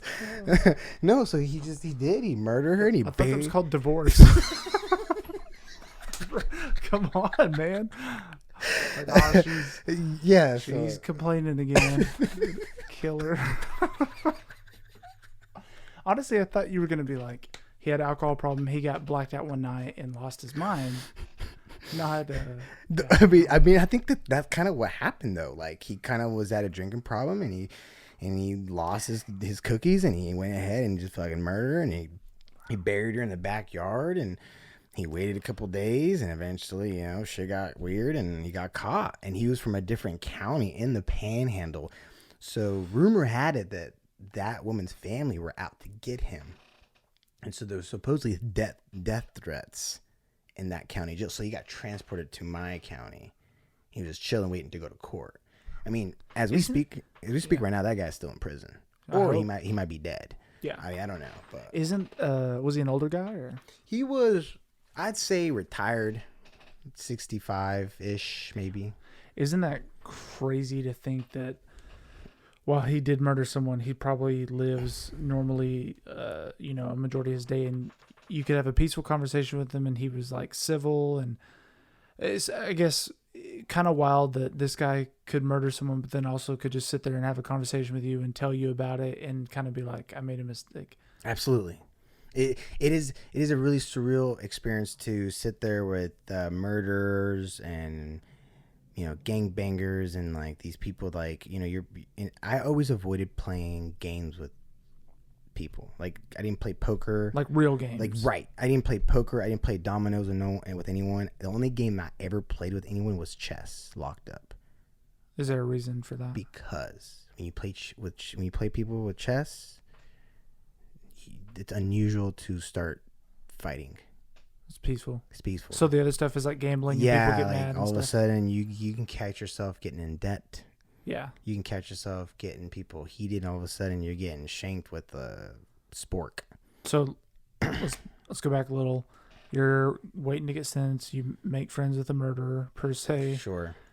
Your time's up, and then you go. So then the one day, middle of the night, I get someone knocks on my cell. You have no idea it's coming. They don't tell you because think about it. They're about to transport you late at night because what if you are someone special Wants to pull out and get you. Yeah. And so your people can come and save you. Yeah. Yeah. So they just don't. That's still wild to me considering a guy like you. Like I stole $45 from a car wash. Like people probably aren't going to come heist the van and you know what I mean, but yeah, you're not El Chapo, but yeah, okay. right. So and I remember, don't let me forget that story either. Chapo, yeah, Chapo, duly noted. So I should also interject that I had this guy that I went to school with. It was in jail with me. It was kind of incredible. I remember in 4th grade we got in a fist fight. And like a high school classmate, he was we graduated the same year. And I remember in 4th grade we got in a fist fight. Fast forward, how many years later, we're both in jail, and we're both heading to prison. And he was a gangbang. He was he had the M13 tatted MS-13, M13 on his arm. Like he was that's what he repped. They have the true question. They have that out in Guyman. Or was he kind of like... So I think that's a good question. I think he might have been he spent some time outside of Guyman. Gotcha. Because we don't tolerate that kind of shit out in the country. Like, we'll just beat the shit out of you if you think you're a gangbanger. Like, okay, you're a gangbanger? All right, let's see. Yeah. Whatever. So keep that in mind, that I'm not that and never claimed that. So anyways, there's a highway patrolman that transports us. So it's like 4 grown-ass men in the back of his car, and there's this one guy that sits in the front. It was interesting, and he was like they picked him to sit in the front. He was a sex offender. I started learning things real quick. All of a sudden, people who do sex crimes are in protected custody. They never go with the... How do you learn? How do you know that? It's because like the guy next to me was like, that fucker's a chomo. Mm-hmm. And I'm like, what's a chomo? Like, right. And if you have access to any of those men, it is your duty to screw them up, to mess them up, to either cut their face or do something like really. Well, you got to tag them, as they say. Wow. You got to tag them because we need to know what they did, because like you may not know because they'll lie to you. You got to give them a little birthmark or something. Exactly. Wow. So anyway, so I'm sitting in the back of this car. That's crazy. With 4 grown ass men, and I'm just like, all right. So this guy drives us all the way to Lexington. You don't know where you're going? Didn't have no clue. Lexington, Kansas? Lexington, Oklahoma. Whereas what's in Kansas? Maximum security prison. That's what's in there. That's what's in Lexington, Oklahoma. Check it out in Google next time. I believe you this time. So you went to Max? So mind you, this is how it works in Oklahoma. You get processed at the maximum security prison. Everyone? Everyone, every single person that gets sent off downstate, you got to get processed. So whatever county you're from, no matter what corner of Oklahoma, you go to Lexington Maximum Security Prison, you get processed, meaning they take samples of your DNA, they do psych tests, and so I go there, and when I arrive there, it like, whoa, like you're talking about guards up there with shotguns, 20 feet fences with razor wire, and you're just like, all of a sudden you're just like, oh, okay, I fucked up. What did I do? So I'm in there, so I go in there, and but this is a short-term stay. This is not my home, but mind you though, that was the home for somebody next to me though, because their crime warranted that kind of security. So probably the guy in the front seat, huh? Probably. I mean that's a good question. I'm probably, but so we go in there, and man, that's crazy. I haven't really thought about this in a while. So we go there, and you do the shackle shuffle. You get out. You're shackled up, and then we're put in these cells, in these holding cells for a while, and we got thrown in these hot boxes. No, first you get shaved. This is what happens. You're in line, and they remove your stuff, and then there's something that happens. You're always showing guards your asshole. Pretty much always getting violated. You always got to show everyone your junk, your booty hole. Make sure you ain't keystering. That's what they say. Oh, did you keister this? And so that's your new life.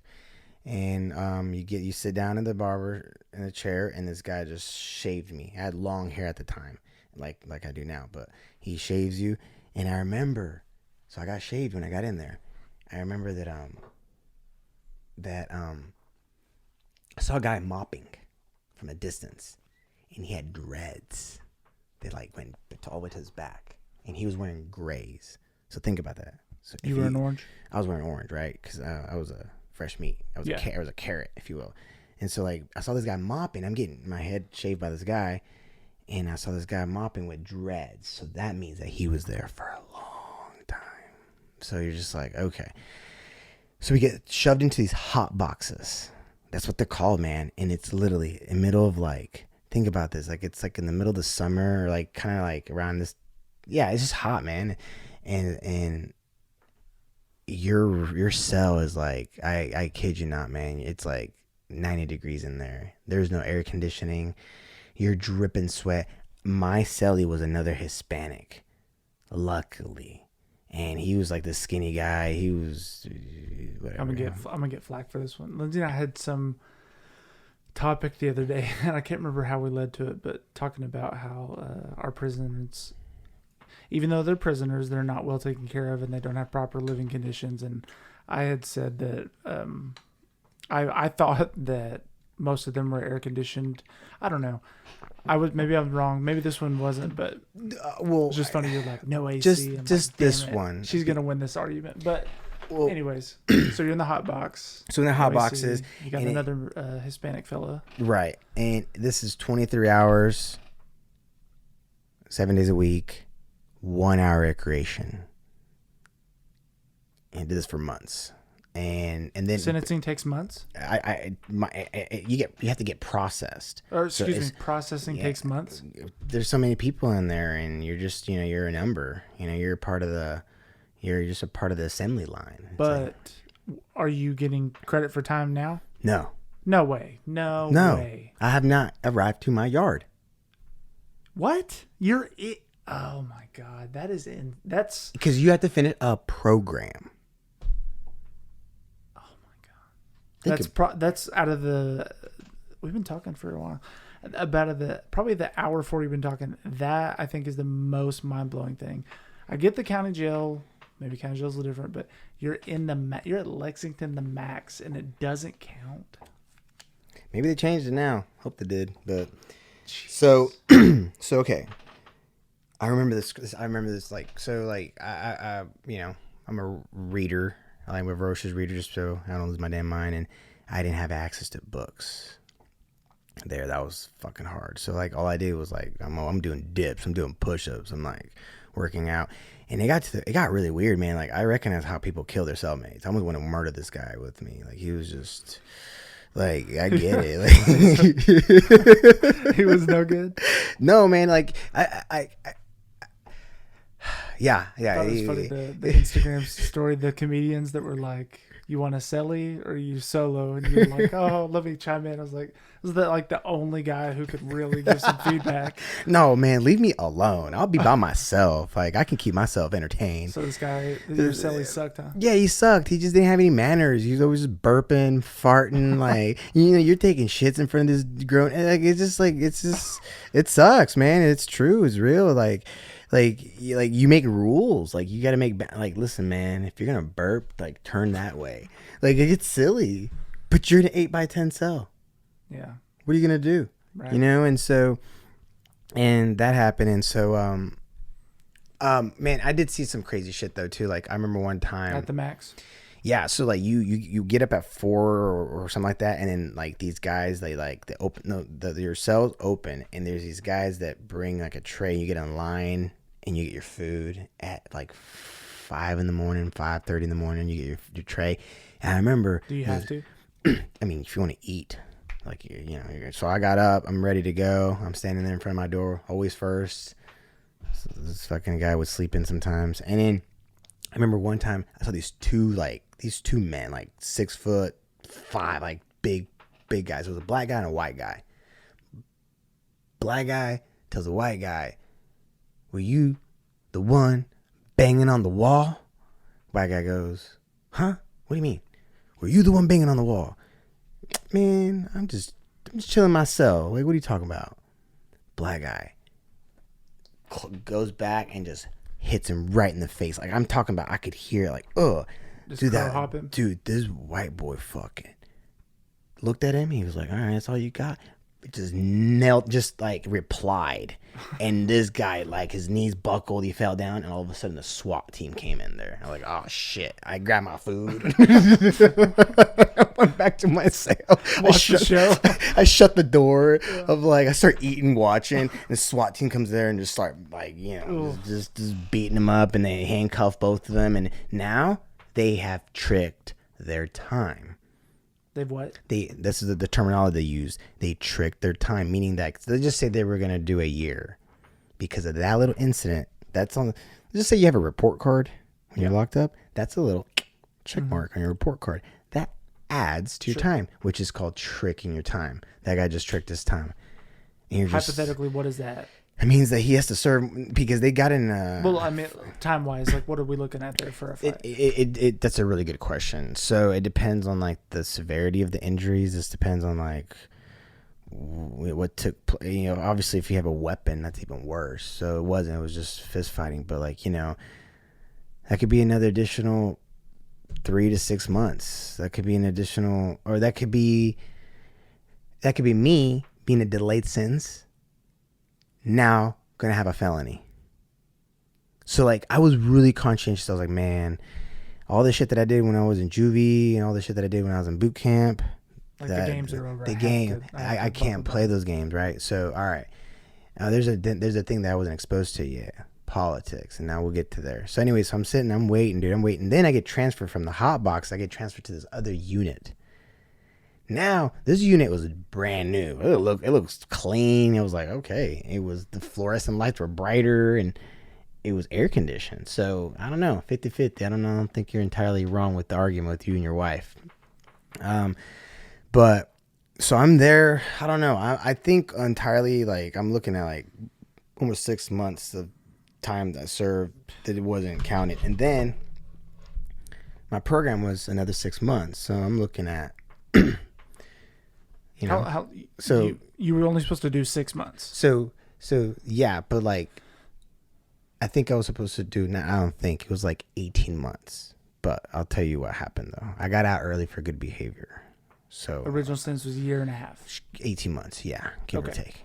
Because remember, 5 years, 35%, you're looking at 18 months, Okay. right? So eventually, Wait, you got 5 years? well, because remember, you don't serve all that. Remember? But is that what they gave you? That's what they were suggesting. But I wasn't sentenced. Remember, it was a delayed sentencing.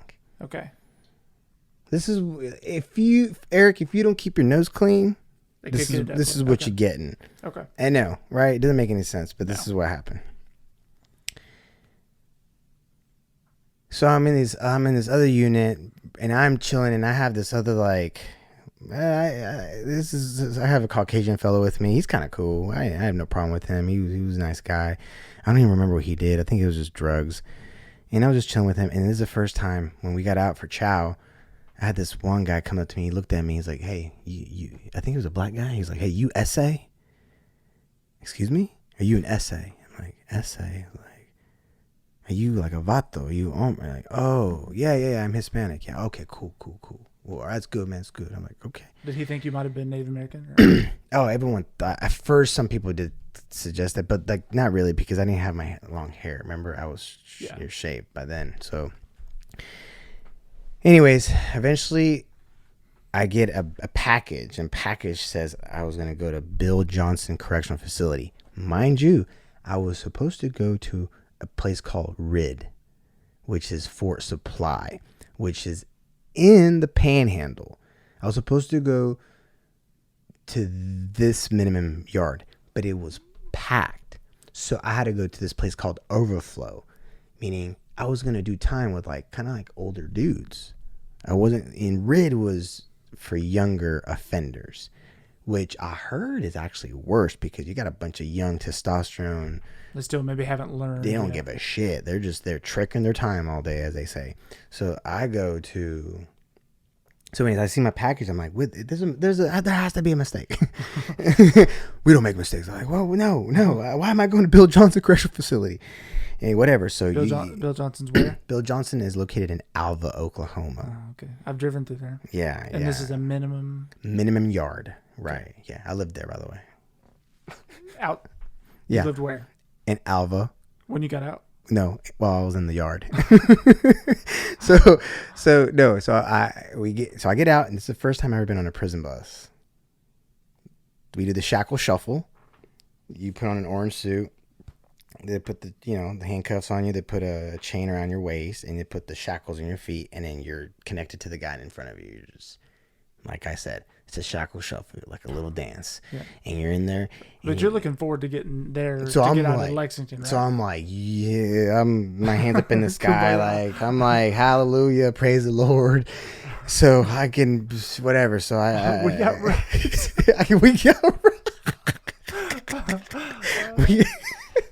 we have rights. So then, fine. I get in the prison bus, and it's just like the fucking movies. It was wild. There's a guy in the back with a shotgun. There's a guy in the front. It's cages, metal. You can hear clinking. You see these just scary looking people over here, and I'm just sitting there, and this bus they call it the Green Lizard. They do, because it's a green bus. Look it up. The Green Lizard, and it's just Every prison calls it that? yeah, that's what they call it. They call it the Green Lizard. So this sucker takes you all across Oklahoma, dropping off these inmates into the appropriate yard. Damn.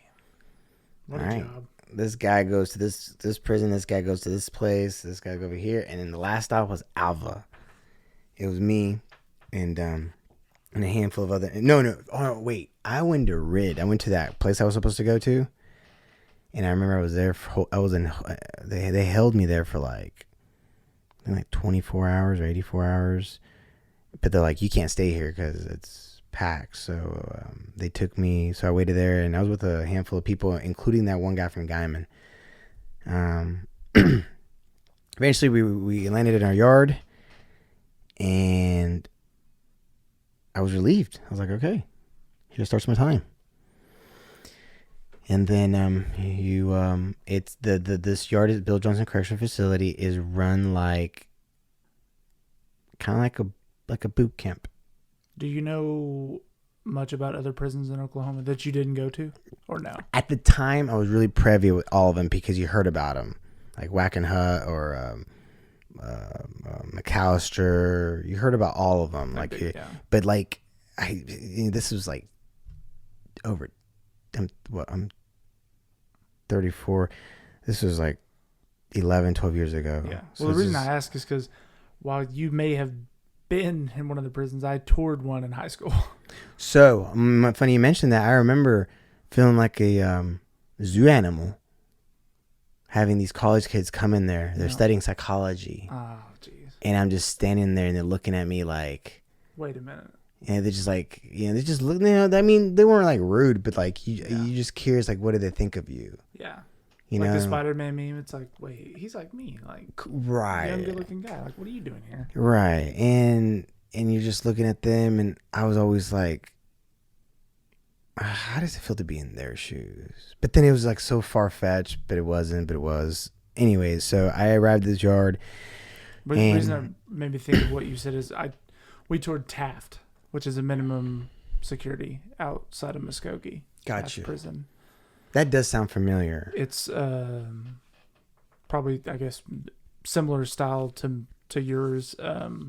Like a few cells, but mainly open bunk. Right. It's like a barracks, if you will. Like that's what we had, like a warehouse, if you will. Yeah, with just bunk a shit ton beds. of bunks, little TVs at the end, tiny see-through TVs. We did not have TVs. They had some see-through TVs. I mean, they were smaller than this MacBook, but gotcha. Anyways, yeah, Taft. Interesting. What year was that? I graduated high school in 2009, so it would probably have been 2007 or 2008. If it would have been really funny if you toured Alva in 2008. Right, because I would have been there. Well, a lot of the so we took a class, a criminal justice class from our school resource officer, and a lot of the classes toward the big ones like state penitentiary, McAllister. For whatever reason, the semester that I took it or the year that I took it, we went to Taft, and still pretty mind blowing. But it was. What was your first impression when you were there? Like.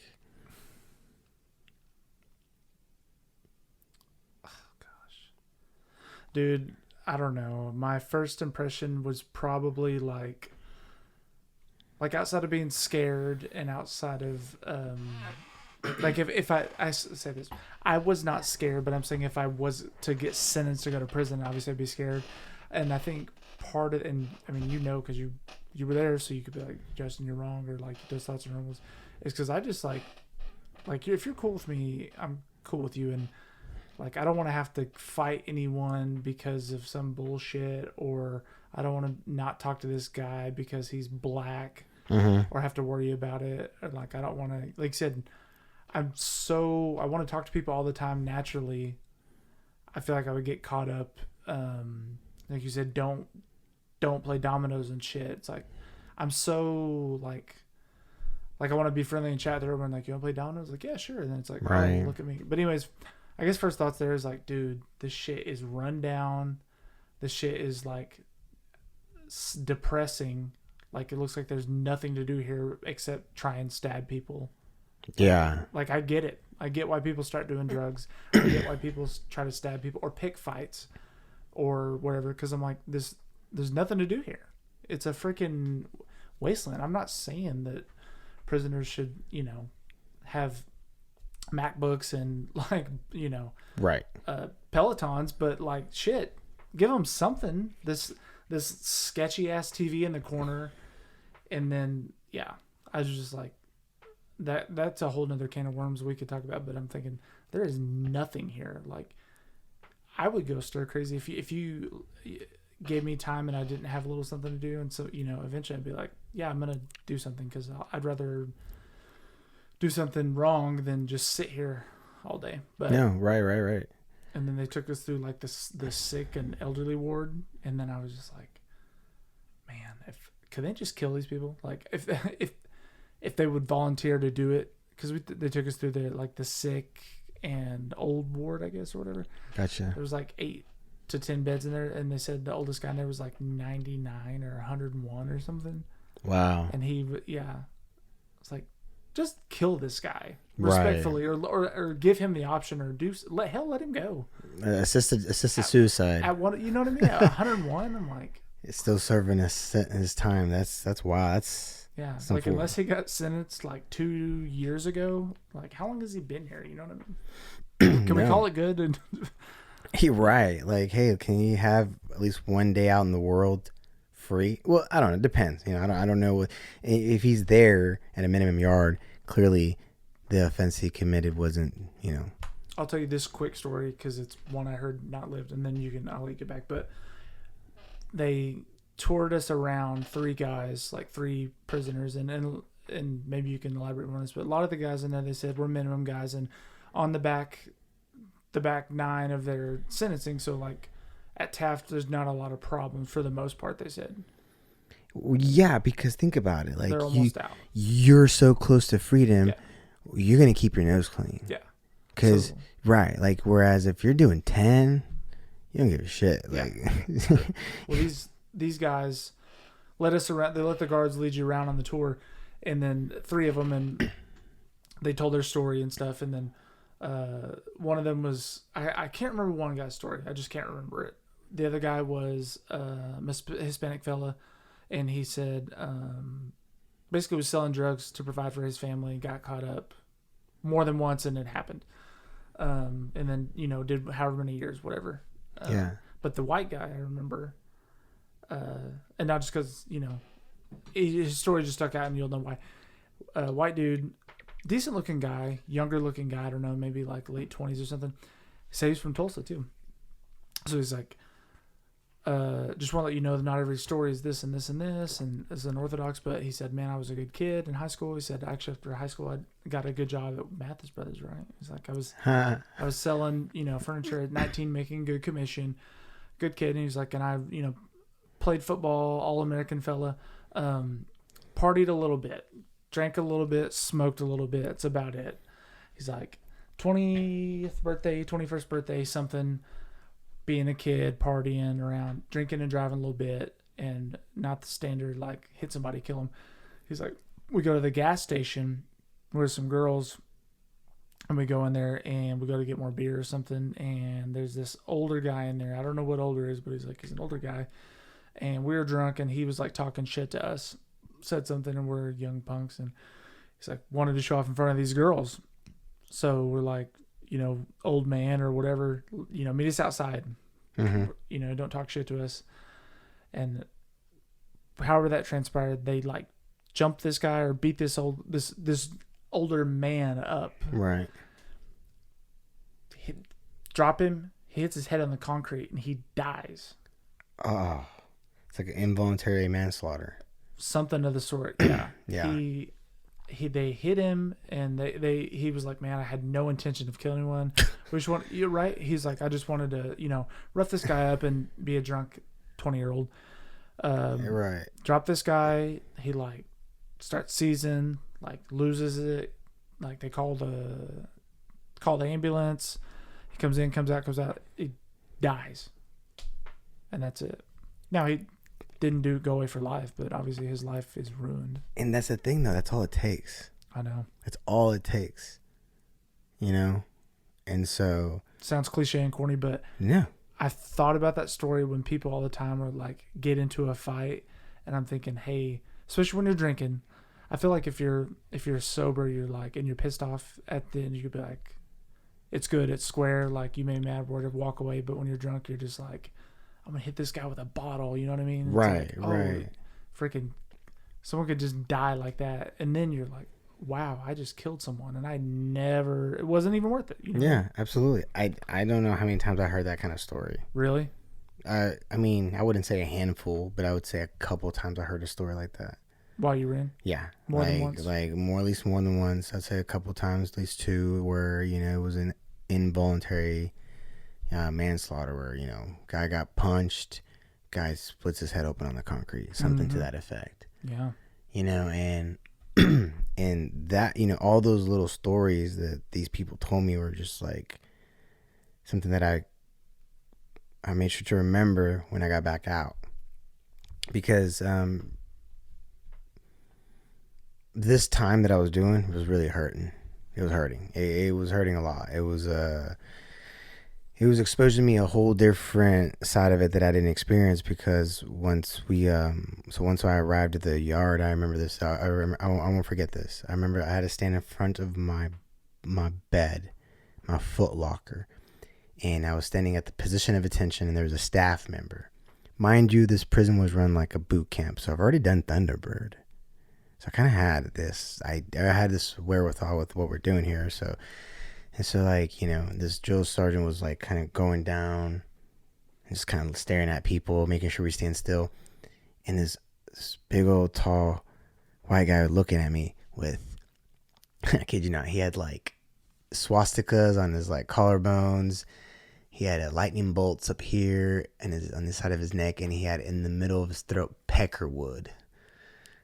And he looked at me, and I just looked at him, and he was like, "Hey, what's up?" Went better than I thought. I'm like, "Hey." He's like, "Oh, dude, don't worry about all this. This is just white boy pride. You Mexican?" I'm like, yeah, Hispanic, yeah. He's like, "Okay, well, when we're done with this, your people's over there." I'm like, "Oh." He's like, "Yeah, man. But nice to meet you." I'm like, "Oh, okay." I feel bad. I don't know his name, but he told me his name and everything, and he was always sweet. Really? He was always nice to me. Yeah, he was. So like, but like he pretty much was like, "Go with your people." And so I'm like, okay. So I heard that a lot. Yeah. So bam, this is done. We have we go outside. It's recreational time. So I go outside, and then they're like, "I'm the newbie, fresh meat." There's a truckload or a busload that came. So I go up there, and so all of a sudden I'm hanging out with all the Hispanics, and then they just kind of give me like my orientation, So yeah, I know you got to do with, follow the rules of the facility, but you got to follow our rules first. I'm like, oh, okay. And so, I learned really quick that, the whites stay with the whites, the blacks stay with the blacks, the Hispanics stay with the Hispanics, and then you have the natives, they have their own thing. And I remember that it was like, we're together. So you have gang. So they asked me the first thing, they're like, first they want to see your papers. They want to see like what you done, because they want to make sure you're not a chomo.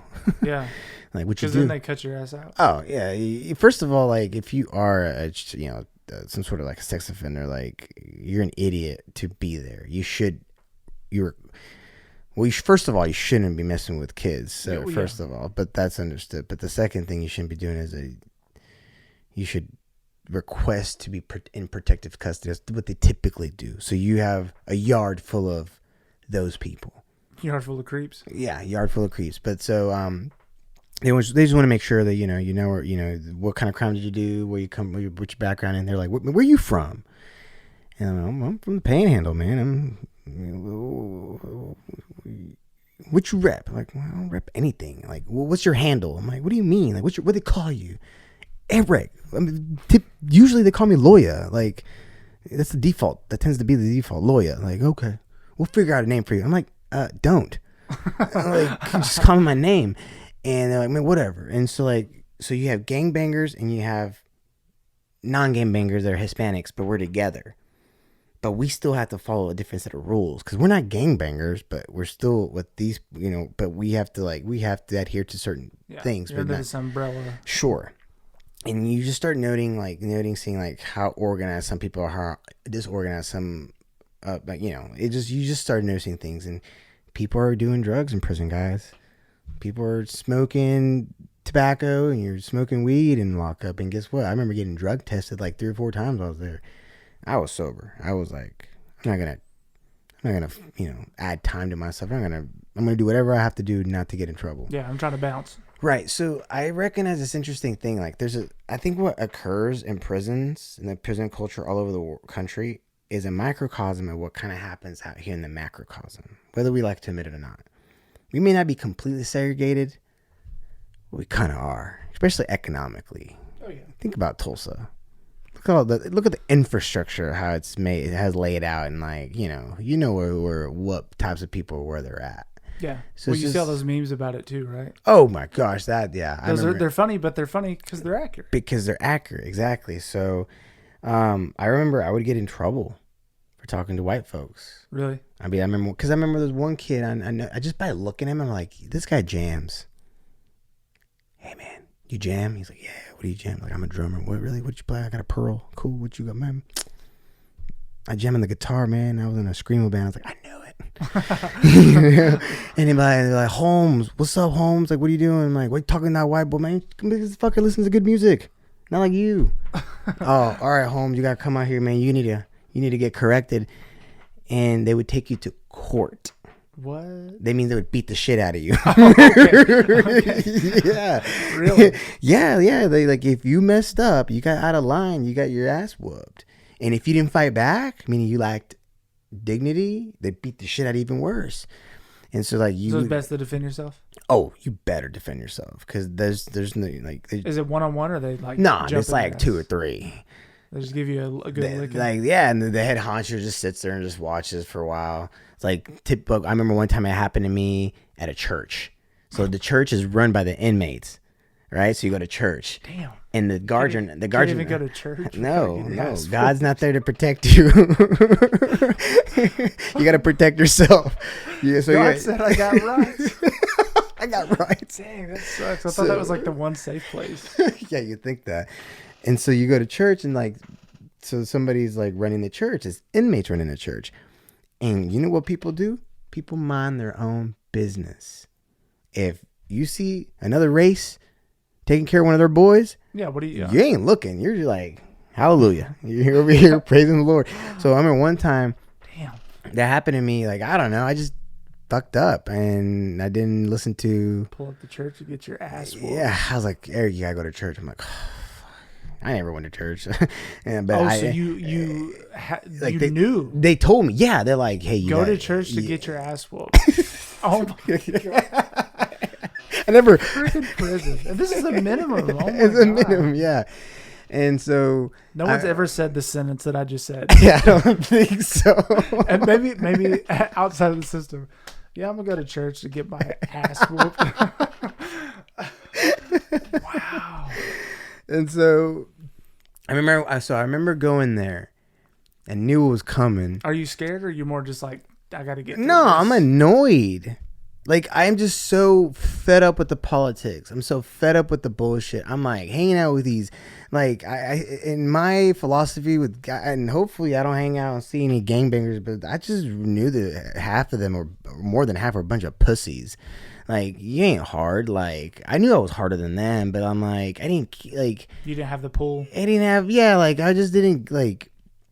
I mean, I'm here to do my time. Yeah. I did my crime on my own. Let me do my time. These guys over here tricking their times at a bunch of pride and ego and foolishness and nonsense. And so I was just kind of like a miserable work environment. Like, hey, I'm here miserable. I'm gonna bring you down. Like no, I'm here to work and get paid. You know. Listen, I love that analogy. I'll give you a better one. It's like a bucket full of crabs. You know, crabs keep bringing other crabs down. They won't ever let, they can't get out of that bucket. And so I just remember this happening, and I remember there was a new kid, fresh meat, and his duty was to beat my ass. And I knew when this was happening. Mexican guy? Yeah, or right. Hispanic guy? Right. Yeah, right. Hispanic guy, Mexican guy. Wait, and so, what? So he's fresh meat, right? Remember, if they give you an order, you got to do it. Oh. Okay. Right. So if this so order, giving him a dirty task. Exactly. And guess what? This kid just had the same kind of sentencing that I had, meaning like, don't get in trouble. You go home. Anyways, I go to the church this time, and I have this big old guy, and I have him. He's about my height, give or take. And I'm like, okay. And there's 2 guys against 1, so I'm fighting both of them. And in the first time I get hit in the face, I drop. I get back up, and I'm fighting both of them, and then I get dropped again, and then I get up, and then the third time they dropped me, I didn't get up. I just couldn't. So I knew the bigger guy was the biggest problem. So I remember this clear. I grabbed his nuts. I just did. I grabbed his nuts as hard as I fucking could. And this other guy was hitting me, but like his heart wasn't in it. You know, like I knew like he didn't want to. So I wasn't really worried about him. You grabbed this dude's package? I mean, like obviously through his pants. Yeah. And I'm holding on tight, and he just like he was punching my face, and he was like punching my by the time he was punching my arm, and I just squeezed, and then the head honcho goes, "All right, enough." And then he was like, "Oh," and I just looked at him. I was like, "Yeah, fuck you." Like I'm still fighting while I'm down, right? Yeah, I'm talking to the boss after that. I'm like, "Hey, boss, man, I'm not fighting. They're grabbing me though." Yeah, just whatever it takes, you know. And so after that, I had to run outside and play soccer.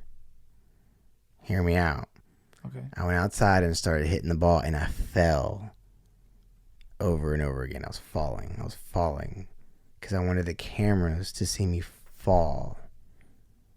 So whenever at nighttime, when you take off your clothes and you're just wearing your drawers, and when the staff members check your body for marks. Why are you bruised?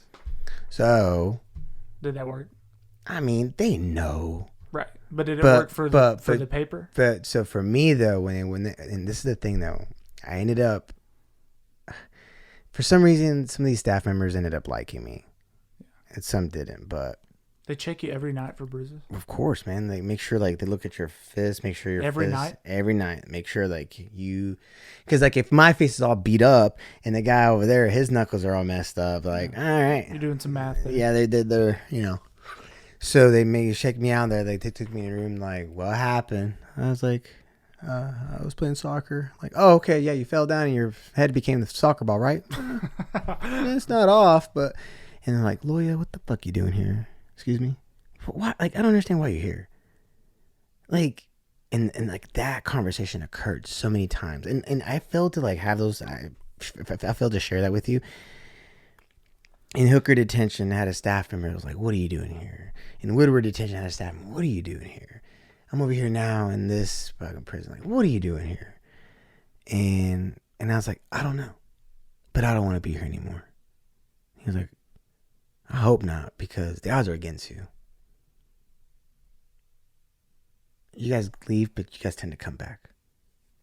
That's the truth. That's the math. Like, you know. So I eventually got out of like that house. There's like you're in like this, I don't know how to call it, like a company, and then you go to like the other, we have more freedoms, is it's not so regiment. Mm-hmm. So I ended up getting a job. I became I was on the ironing crew, and the politics still exists, but it's not as crazy. Is there like, do we need to stop? I mean, I can go for hours, bro. That's probably the problem. No, we could I'd probably say the next 20 minutes. Okay, 25 cool. minutes, and then we can wrap it up. We'll do part 2. And I remember just like, I was in a different space now. I kind of had a job, and it's kind of funny, like the little things that bring like happiness to people are silly. Like, so this guy was like, "Hey man, my wife's coming. Can you put this crease on my suit?" I'm like, "Here, I'll give you a couple stamps." I'm like, "Sure."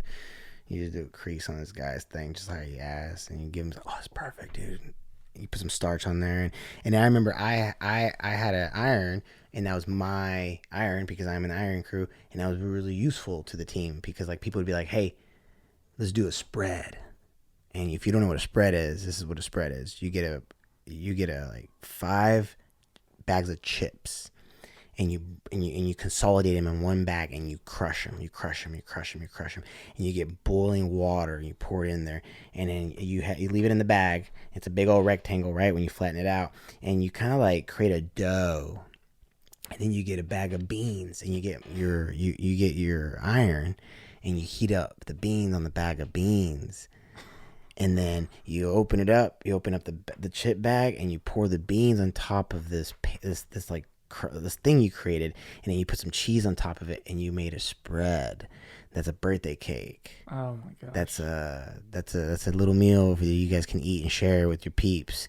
And so like, just little things you do to feel somewhat normal in these spaces and places.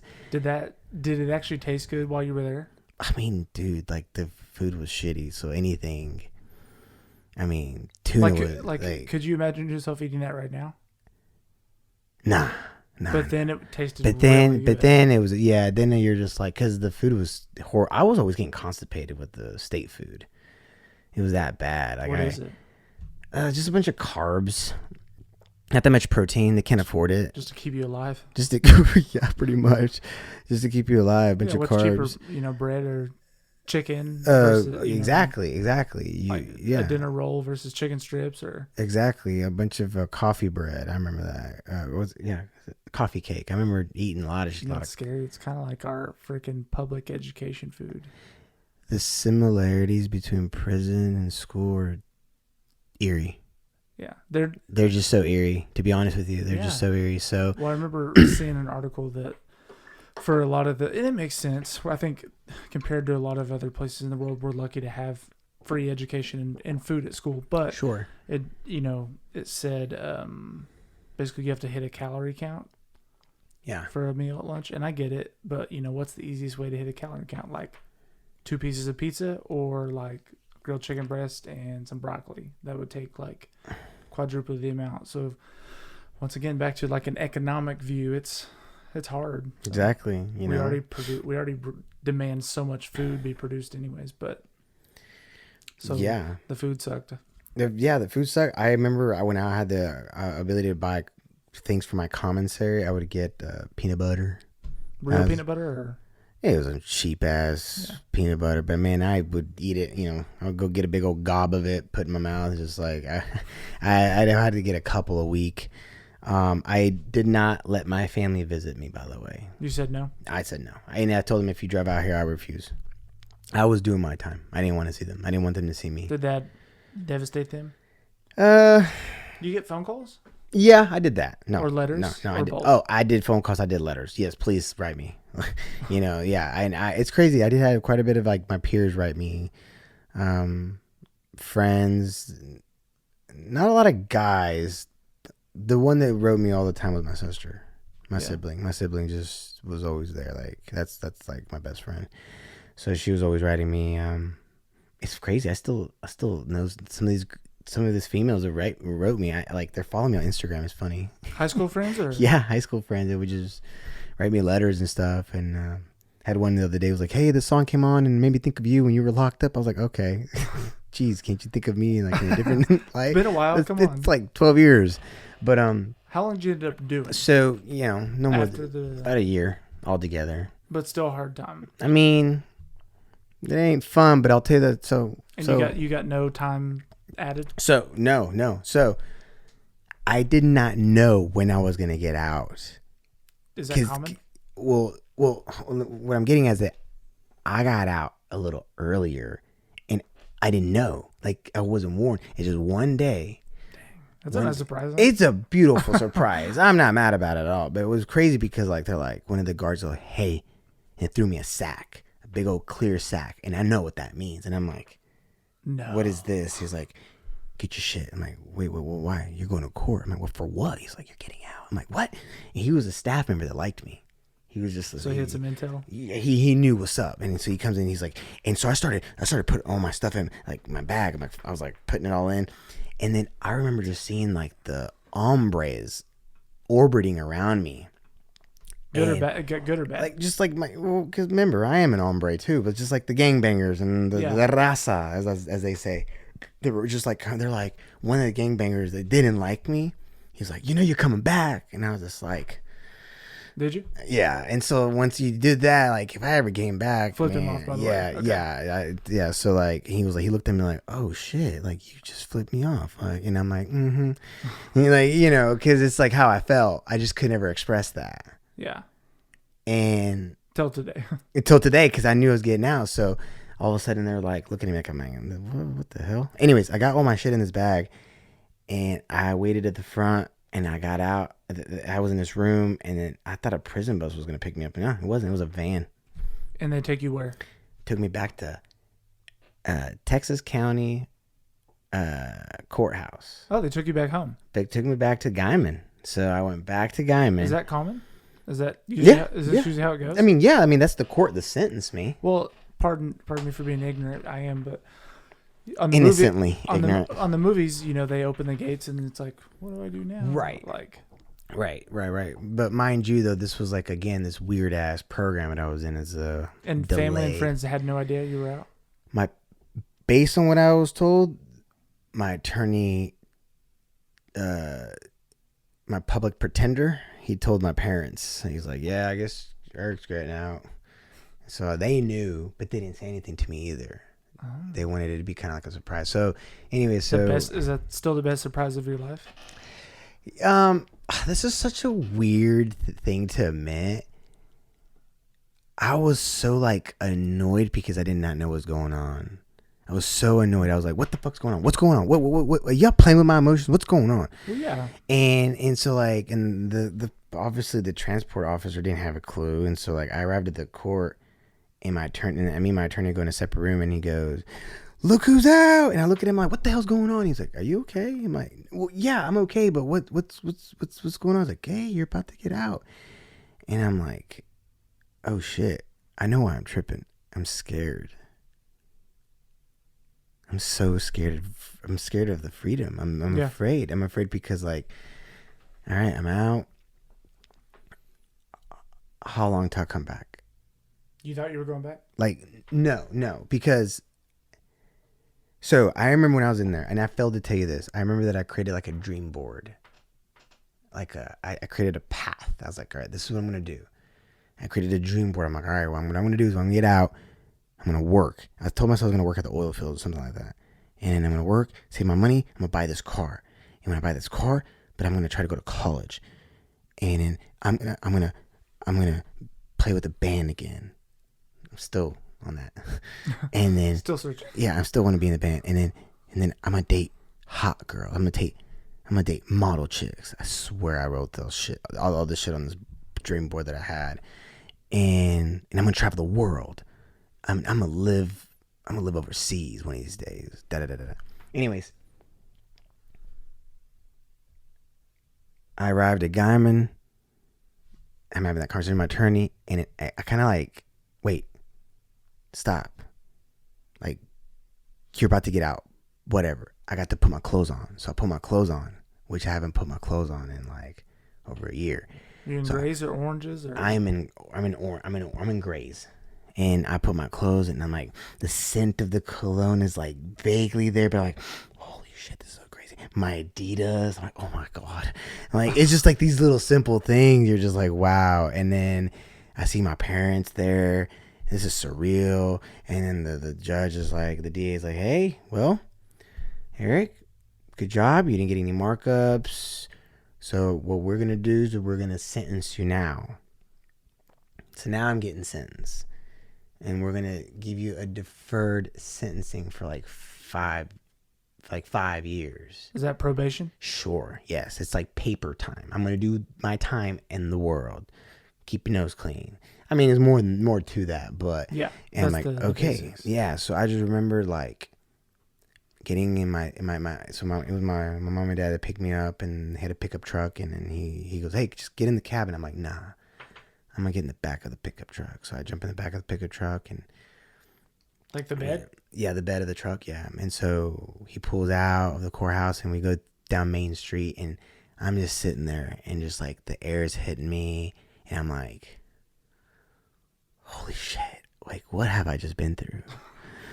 Like, this is so crazy. Like, it was just like, did I really go through all this? Like, it felt like a dream, or it was just, or just a blur, so surreal. Yeah, it was like a nightmare, and someone just shook me up. And then I got home, and like a little bit of like negativity started kicking in. I'm like, fuck, I'm back home, and then I'm back in my twin bed, like where I grew up at. And I'm like, wait, just stop.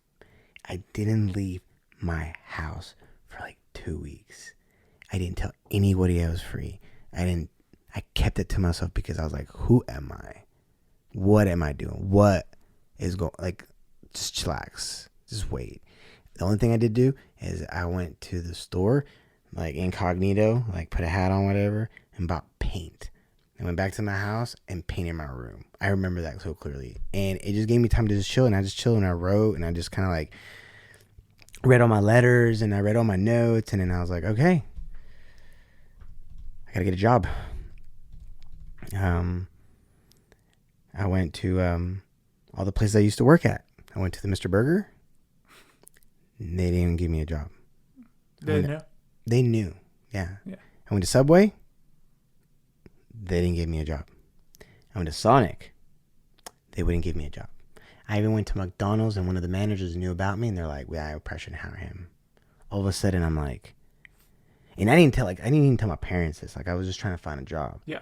And I'm like, whoa, like my reputation still is lingering. Like, how the hell can I'm like economically ostracized right now. What am I supposed to do? And I was looking at oil companies. Oil companies were not really hiring at that moment. Yeah. I'm like, what the hell? Guess what I did? I applied to the slaughterhouse. The same slaughterhouse my mom and dad work at. You want to talk about being humbled? But the thing about it is like, I just got out. I've been locked up. Like, right. I don't have. There's no ego here, man. There's no ego here. You got to do what you got to do. So I went ahead and applied. And hey, they'll give people who got out of prison jobs. That's for sure. So they gave me a job in export. Yeah. So I started working in export, meaning that I got the final product, the boxes, and I was just loading. I was a loader. I was just loading freight. And Slaughterhouse still open today? It's, man, that thing never closed down even during COVID, bro. Yeah, I bet it did not. Yeah, they don't care. So I keep going. Okay, so I'm working here, making decent money, and I am just laying low, bro, laying low. And then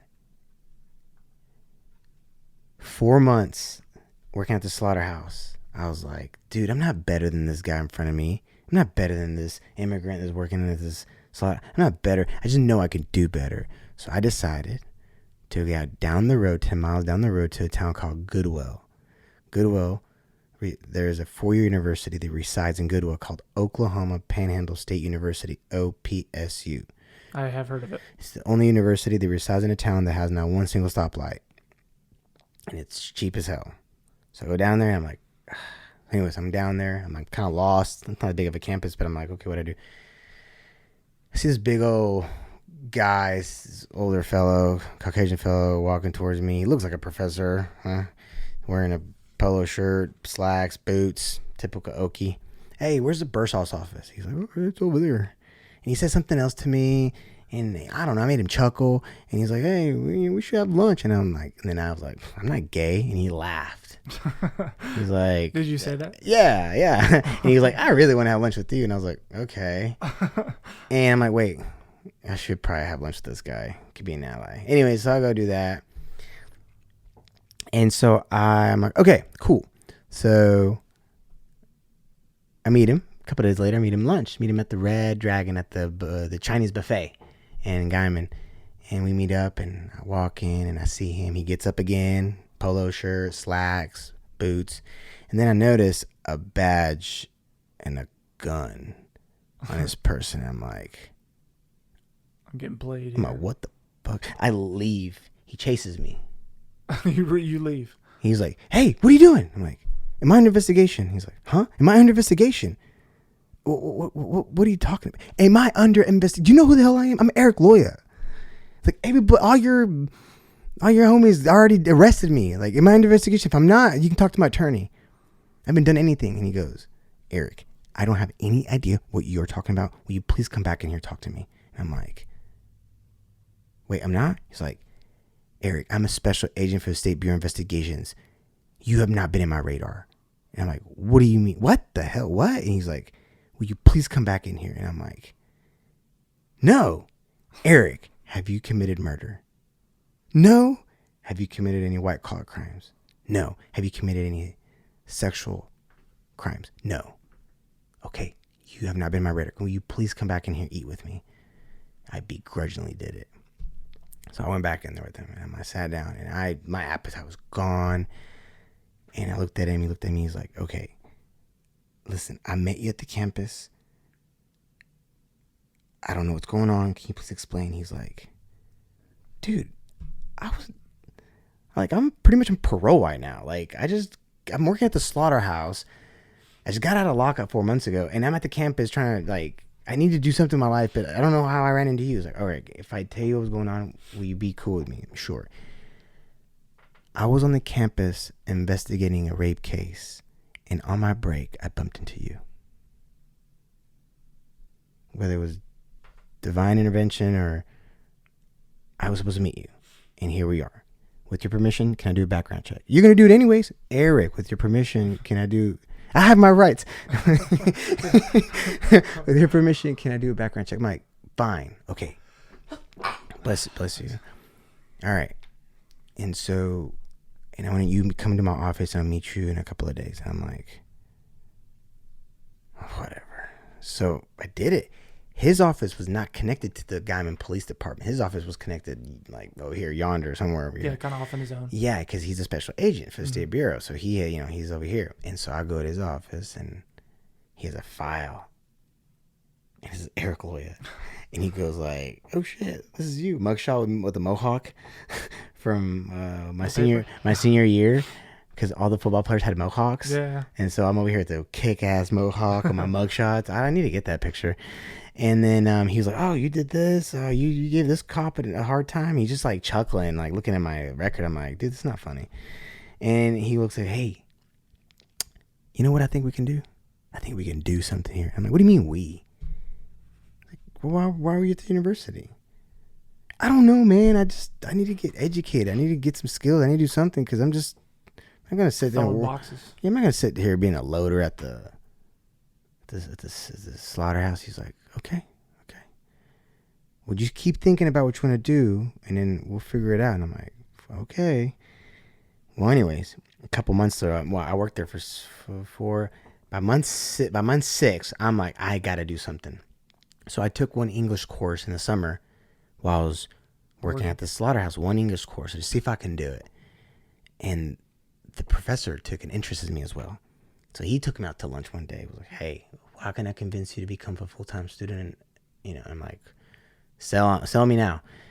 So all of a sudden I have the old dude. I call him the old dude that's the special agent. That's how I refer to him because that's how I called him. And the old dude had him. Then I had this professor kind of like, dripping on me. And then all of a sudden, like, I don't know what it is. I just had like the courage, all right, let's take a chance. So I put my 2 weeks notice. My whole family was against it, by the way. My family was like, "Don't, like, what are you doing? No, you need that job. What are you doing going to college? That's not shit for you. That's for other people. Stay in your lane." I was like, I can't. Like, I got to do something. And then the old dude goes, so he also introduced me to other people. Like, just other people just like, like, it became like a handful of fellows that just kind of just kept pouring in me.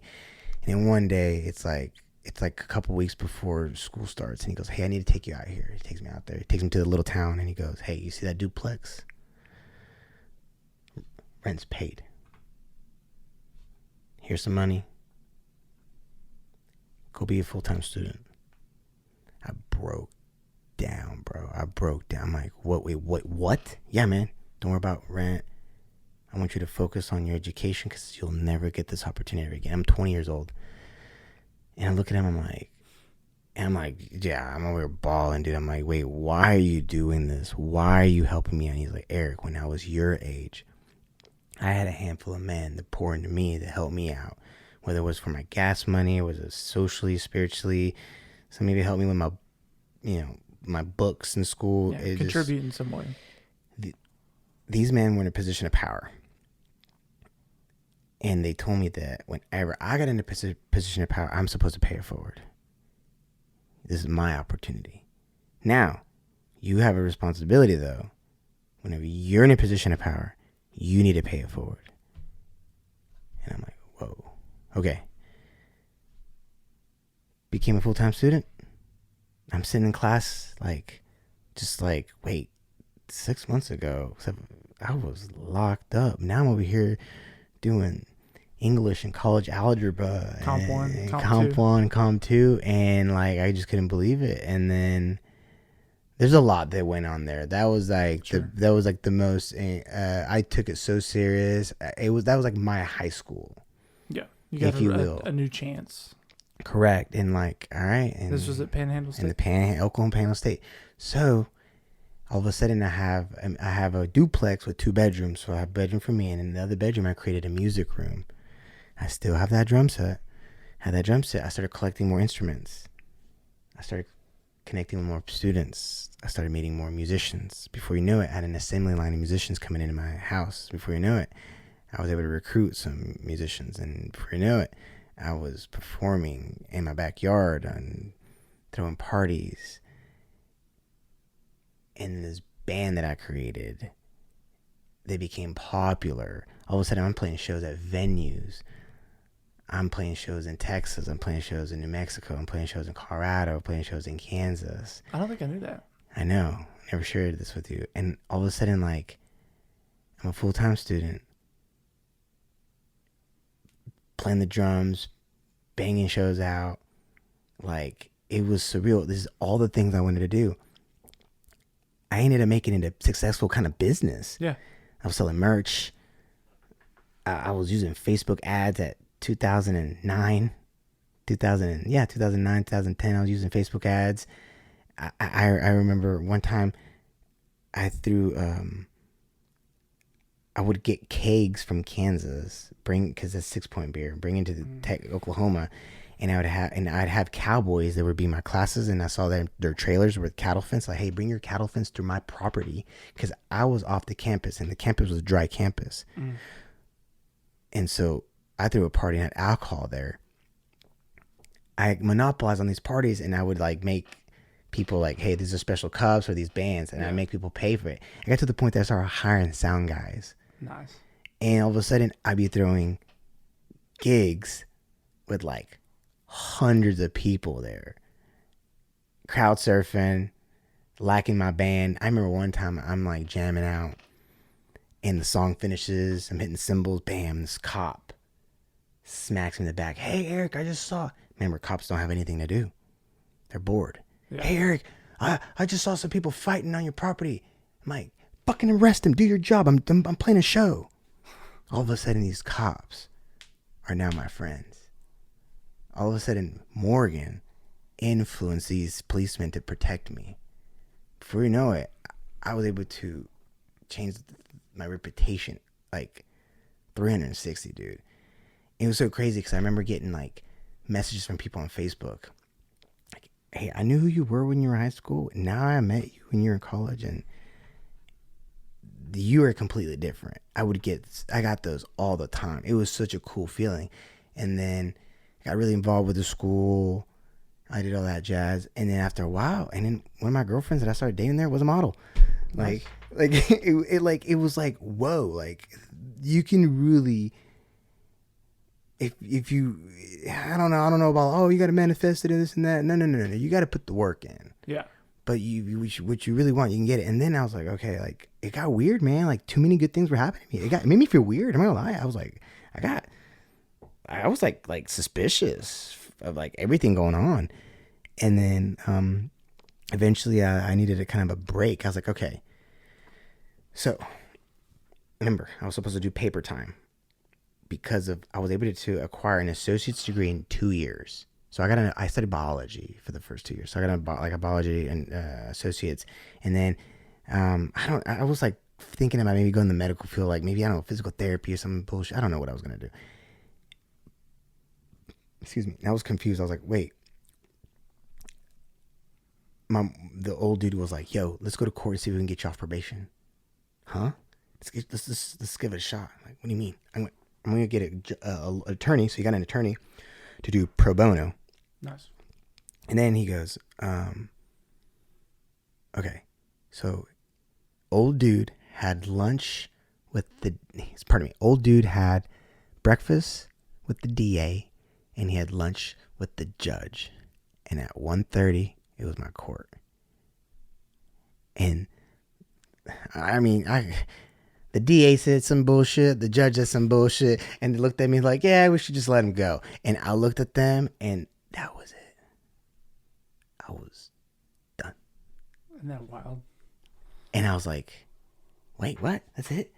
I was supposed to do 5, and I only did like 2.5 or whatever, something like that. And then, like I said, I was feeling really, really weird because I was like, I never felt so much like goodness, if you will. And I kind of told the old dude, I was like, yo, I think I need to leave. He's like, what do you mean? He's like, I need to finish my undergrad and everything, but I think I need to leave. Like, where are we trying to go? Like, I'd like to go to Mexico, but they're killing people out there, so probably not. I mean, I could go to Chicago, but I want to go to Europe.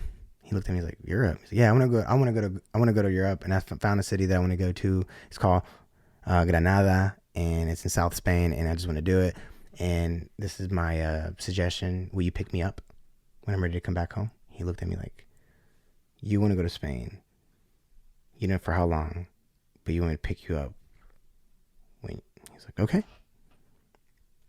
He was like, I'm gonna lie to you, like you're my boy. It's kind of sad, but I understand you need to leave the nest because I can't leave the country. Yeah. Now I could. That's one thing I didn't finish on my bucket list. I haven't traveled the world yet. So I was like, bucket. It's hard. Yeah. So that's what I did. So I decided to go, and I went and lived in Granada. I lived with a Spanish family, and I went up down the road, and I applied to the Universidad de Granada, and I became a full-time student in Spain, and I sat there and chopped it up with other Americans that were studying abroad, and like, where are you from? I'm like, from Oklahoma. Let me tell you. And I don't think I told a soul. But most of them were probably from bigger cities, right? Yeah, they're bigger cities. They're like, kids that just, like some people are, privileged kids. Or not, not all of them are privileged. I'm just saying, like, college kids studying abroad. Yeah.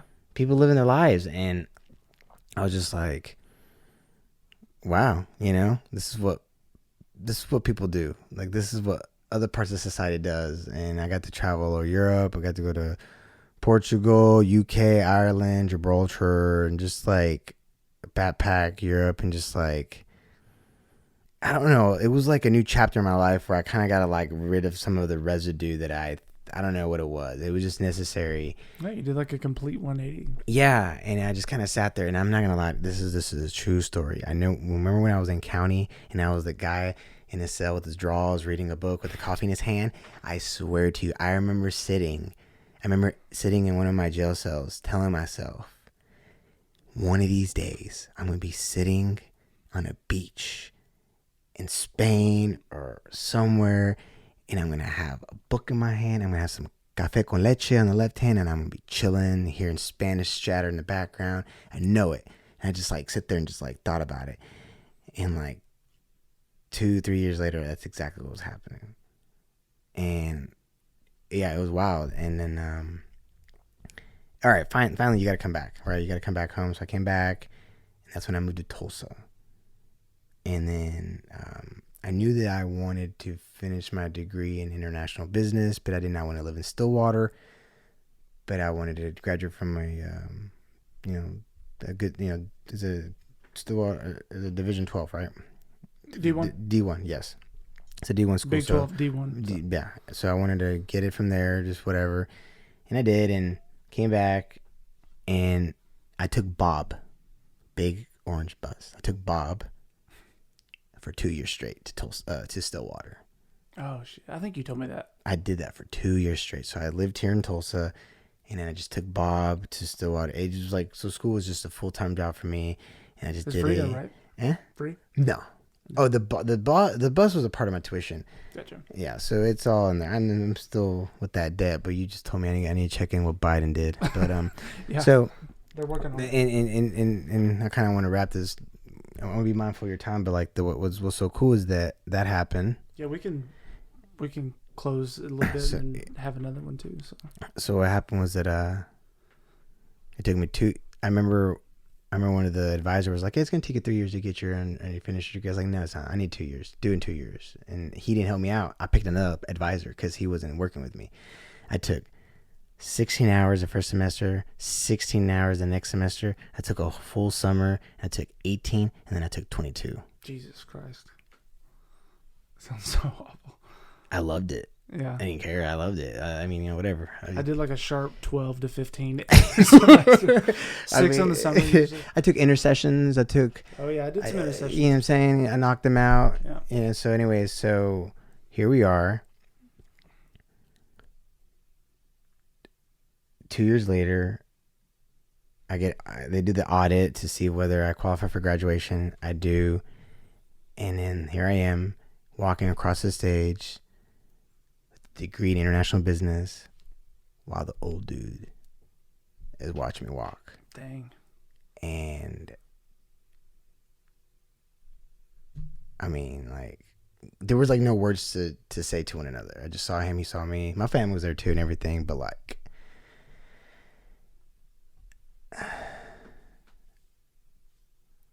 that's one human can really impact your life more than you can even imagine. People are so powerful. Yeah. And so, and then not that much longer, I get hired onto this international corporation and I meet your ass. You know, and so that's just like, you know, just to kind of wrap it up. How soon after graduation did you start working there?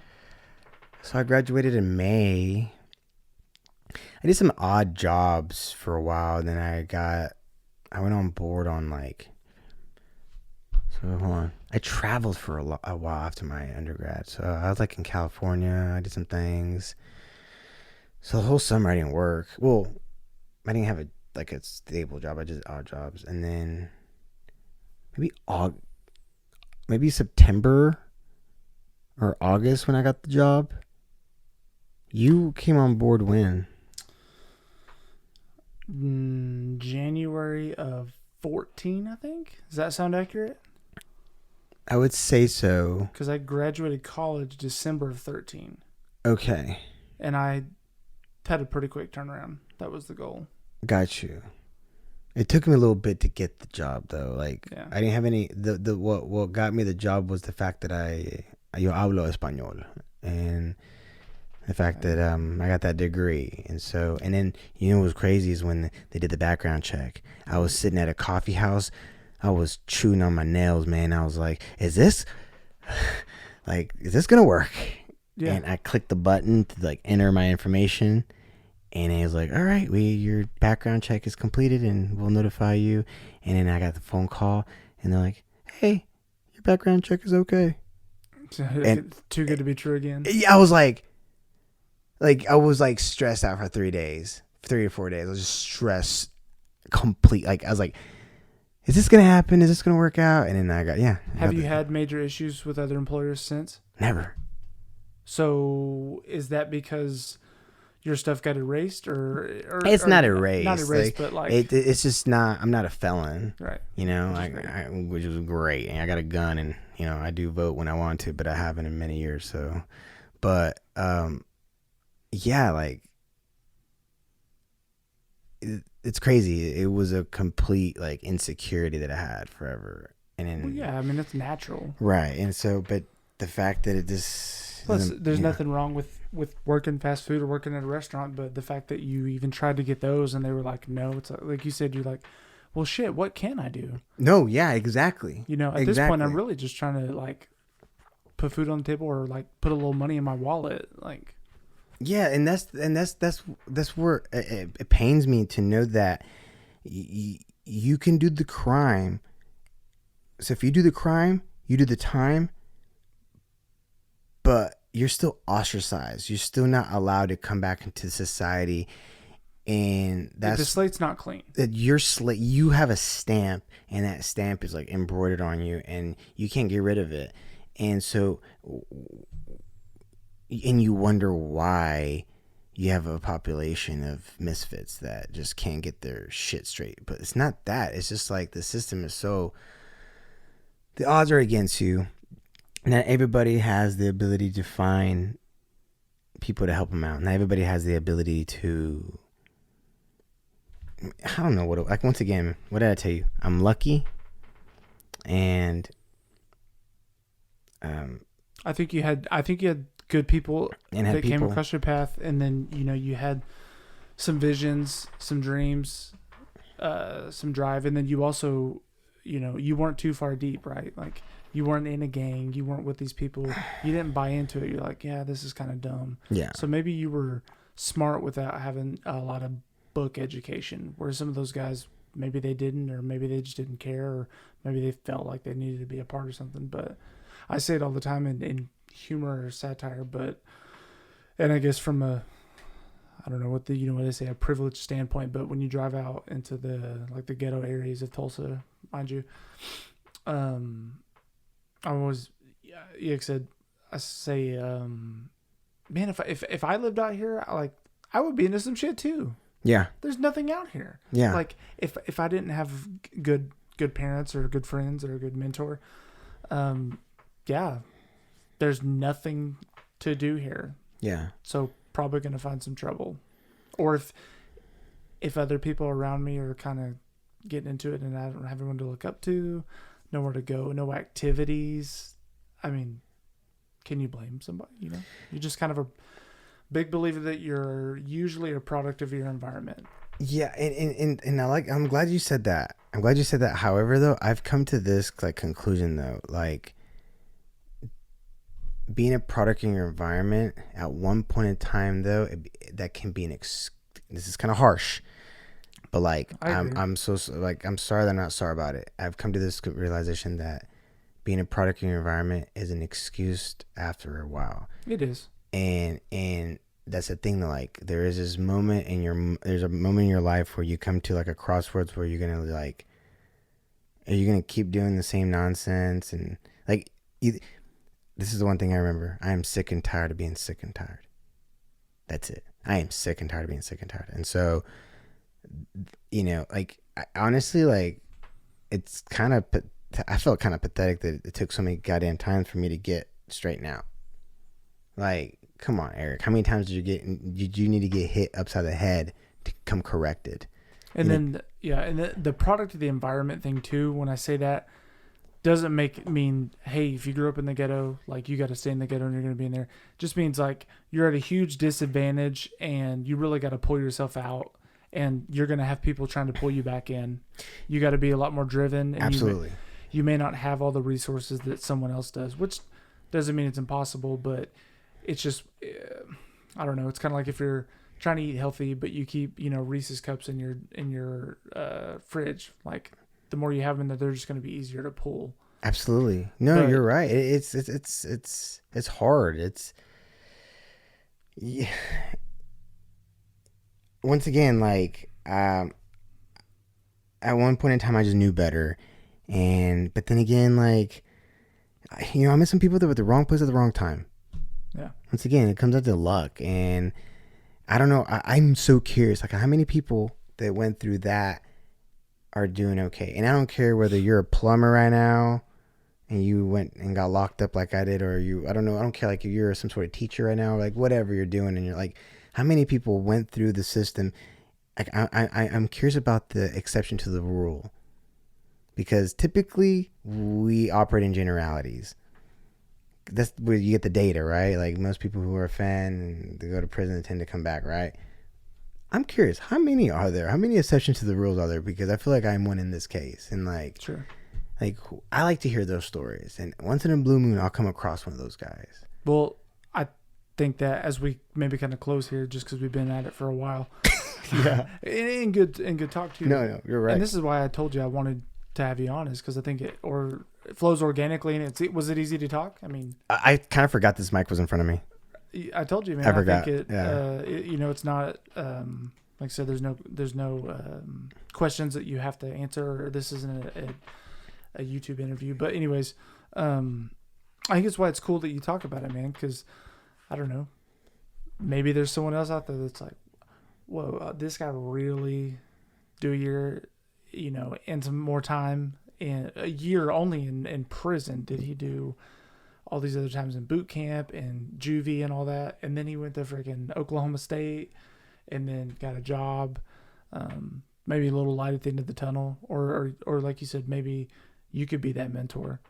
Maybe Right. I don't know. Maybe No. that's one of your ways of paying it forward, or maybe No. you save someone from I love going that. to where you did. No, I love that, and that is literally my duty now. That is my duty right now, to pay it forward.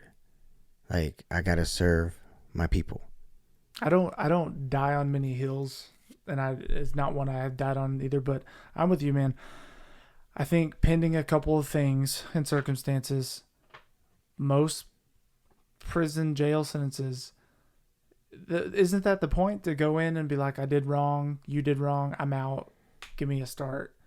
Like I said, I'm not going to bat for maybe the chomos, as you call them, or the Right. If you murder someone, that's murder, right? Right. If you steal $45 from the car wash, probably wipe the slate clean, right? Right. And it sounds like yours has been for the most part, but you're also a rarity, as we've learned, probably. Well, thank you. Not many people are where you're at for whatever that reason may be. I think it just like misery loves company. You know what I mean? Like if you pull a couple of guys out and you're like, hey, you can't work here because you did this, and then you can't live at this apartment complex because you did this, and then whatever, maybe you can't work, yeah, and then you're like, oh well, here's where you got to live, and then maybe it's good to not group felons up like prison, right? Right. Maybe, and mind you, I've never done time, so maybe they're like, this guy's an idiot, he doesn't know about. But no, maybe when you right. take a group of people who've been rejected for upper opportunities, and they're sitting around and like, oh, I can only make $7 an hour, and can't even live on a good side of town. Then you're like, what am I gonna do? Like, oh, I'm gonna deal the drugs I used to deal, Of course. or I'm gonna bullshit around like I used to. It's a cycle. Yeah, It's a sick, twisted cycle that occurs, and some people just don't have the wherewithal to get out. that's why I'm a big component of when people are like, hey man, this guy, they're giving out free degrees in prison. They're letting them go to college. Like, that's our tax money. Yeah, it is. Mind you, it's not like these guys have a degree from Oklahoma State or, OU or TU or anything. It's not like they come out and they're like, I got a degree from TU, I'm going to go work down at the CPA firm. Like, Exactly. they may have the paper, but they're not going to get the jobs you want. Hell, the job market's competitive enough without a felony. Yeah, preach. You already got to shake some hands and, know somebody's uncle. And so that's what when people bring that up, I'm like, guys, I think you're misconstruing it, right? No, like, this degree is maybe we pay for this degree of our tax money, but they don't come back to prison and we pay them with our tax money. So right. Maybe this degree lets them make $12 an hour somewhere and make a decent living instead of going back to whatever they're doing. So, at the end of the day, like, you're going to have to deal with those humans. Yeah. And those humans are going to be out in the world with you. And why not offer them skills, opportunities, and the most important thing, hope. Yeah. My God. And because like once you do that, you empower people and you give them, it's like it comes down to choices. Okay, I choose to be a productive member of society, and like, yeah, you gotta That's, like, the way you said that was incredible. No, I appreciate that. I've thought that, but I forgot it in the way you articulate it. You got a nonviolent offender or somebody who messed up, like I said, not one of the hot ones. Someone's take might be like, oh, they shouldn't have TVs, they shouldn't have computers, they should sit in a hole and rot. They did the time or they did the crime. It's not supposed to be paradise. I agree. Right. Guy who has 5 years or 4, 3 or 2, like you or whatever. When he gets out, like you said, he might be your neighbor. He might mow your lawn. He might be your waiter. Anything. I mean, he might be at the pool that you're at. He might be at the bar you're at. Do you want someone who's sat in a cell all day with people trying to kill him or beat him up, or you have no books to read, no nothing? or you want a guy who maybe learned a trade and was like, wait, I need to do something. So exactly. that's a great point that you said. No, well, thank you. Yeah. We're gonna pay for it one way Or another. Yeah. Yeah. For sure. Absolutely. No, but this was so much fun. Man, I told you it would Like, be. I told you it would be. Like, how what's the time? We're right at about 3 hours. Yeah. Oh, wow. So the would be the longest one for sure. And I think this is why it's fun for me and for us. Get it.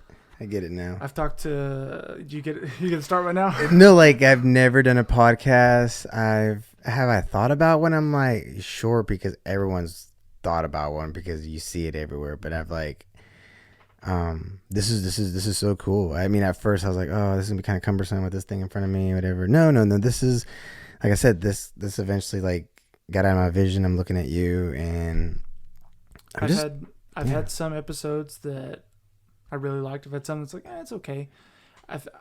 I used to get in this thing where I was like, I held my equipment for like a year and a half because I was like, I want like a little studio, and then I want it to be legit, and I want only like,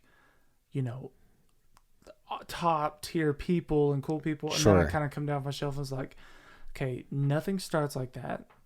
Gotcha. Like even Joe, the biggest podcast in the world, started like in his basement with Joey Diaz. I love that guy. Yeah, mind you, that was 10 years ago. But like, the point is, he didn't get this $100 million Spotify deal day one. He's been doing it for a long time. Which is wild. And then I guess to go back to it, it's easy because we're friends. It's easy to talk to. You have an interesting story you can articulate. I've had some. I'm not gonna name names, but had some episodes. I was like, I didn't love it, but I still had fun with it. It's good practice. Not everything's supposed to be a killer one. Right. And I've had, I try to get big guests. I really do. And it's not for, I guess, the fame of the clouds. I want to learn about them and whatnot. And they're people I admire. But some of my most listened to episodes have been like my friends. Oh, really? With an interesting story. That's cool. Or a funny story. That one of my top listens was my buddy Darrell. And, just the way he portrayed, he's just a funny guy in general. Like we went to high school together, but he kind of got into some rough stuff and got into some drugs, went to rehab. But the way he tells his stories, I if you listen to it, I could never talk about it the way he does, because he kind of like, he has a sense of humor about it, and he like is open about it, not ashamed of it, more of just like, I'm ashamed of it, but like I happened and I moved on from it, so I'm trying to see the good in it. Right. But the way he tells it is so funny, man. I need to check that out. Yeah. Yeah, I need to check it out. And it helps if you like knew his personality, but truly, like, we were laughing at some of the stuff the whole time. We just laughed at that. But out of all the people I've had on, he's one of my top few listens. Oh, that's cool. And I never would have guessed it. How long did you guys go? I'd have to go look. Gotcha. I like to, if I can, I like to at least do an hour. I feel like. Damn, we did 3. Yeah, no, for sure. That's longest wow. one for sure. And people, I look at when people listen to it because it's kind of fun, but I can genuinely say I've never cared how many people listen to it or not. Gotcha. I was more focused on, was it fun or not? And like I mentioned, there's some that I was like, whatever. But then there's some that were super fun. So, and I think you can usually tell the difference in the ones that are good and not. Yeah. This one went by, like, I can't believe this. It's what? It's 12:25. Yeah. You know, it's past my bedtime. You know that I wake up at 4. I have a 19-month-old, so okay. I'm the same. I don't wake up at 4, but when he's ready to roll, he's ready to roll. So, well, dude, I appreciate it. Definitely have you come back on. Absolutely, man. I think it's cool just to talk about the shit you went through, and then the fact that, I don't know, most of those stories don't really end with like, hey, I went to college and like did something with myself. And I think probably the one thing I'll say before we go, I think it's cool that you haven't like settled down in one field, and I feel like I might be that way too. I feel like that's always we've kind of correlated, is it's like, hey, if you don't like something, you didn't just stick it out because it paid you're ever growing and exploring. You're like, hey, this is okay, but it's like, I'm gonna try it again. You're not afraid to try new stuff. Absolutely. Or come back and be humbled per se. Where like to some people they've got all these wants and needs and these obligations and payments. So they're like, man, I can't. I'd love to do this, but I can't make less than $80,000 because I have this and this and this. Right. Or, oh man, I'm the senior guy on the team. Like, exactly. I can't go back to school. Even though I would love to go back and play music so with that said, that's something I've always admired about you, is you're willing to try it again, and you're not just going to settle. You're like, man, like try new things, see how it works. Maybe you haven't found your niche yet, mm-hmm. and I say that only in work because that's like what we focus on as Americans is work. Everyone's always looking for like the title, right? And even as much as you're like, I could care less as long as I'm happy. It's just the culture. Like when you meet someone new, the first thing anyone says is like, oh, what do you do? It's like, do you even care? Or is that just the go-to question? It's just the easy way to start, easy conversation starter. I can't recall whether it was the old dude that said this to you or one of the guys, the couple of dudes that kind of, were poured into me growing up. It might have been Jim Short. One guy goes, make all the mistakes by your 35. Make all of them. Like, get fired, date as many chicks as you want, make all of the mistakes, but by the time you're 35, figure it out and then stick to something. And I'm like, oh wow, like this. I don't know why he told me that, and I'm glad that I've kind of been doing that. I've been exploring. We can get into those the next time, but but like I haven't ladies, I'm single. And I plan to stay that way for at least a little bit, but I think that this is I kind of have this blueprint, and it's crazy because I've thought about this like 10 years ago, but I just haven't been implementing it. But now I'm getting there, and like I said, the big thing is my duty. I gotta pay it forward, and I think I know now more than ever that I need to be of service to people, and so I look forward in this new chapter in my life, which we can go in. We can go deeper next time, and so. But like, I needed all those sequence of events were necessary in order to get me to here. And I am so happy that I can live with the consequences of my past. That's the thing. Other people just can. Yeah. So, yeah, man. We'll talk about work next time for sure. Let's do it. Yeah. For now, tell everyone where they can find you. I'll put your tags on there too, but you can find me on Instagram. My Instagram handle is at GYS Wellness. Get you some wellness. You just go look on there and you'll kind of get the gist of what I'm trying to do. And then I got Facebook, but I don't use it. But I ain't building a website. I think you're like the real Liver King. What is it? Oh, the Liver King, that guy. Liver King? Yeah, you're like a real, genuine leather king. Excuse me. Yeah, I've seen that guy online. Like natural, doing the shit, not just like a mock. So no, that's what's up. I take that as a compliment. Yeah. So this is one thing I wanted to do. I wanted to have the website already ready to go, and I was putting a lot of pressure on myself. And I gotta within time.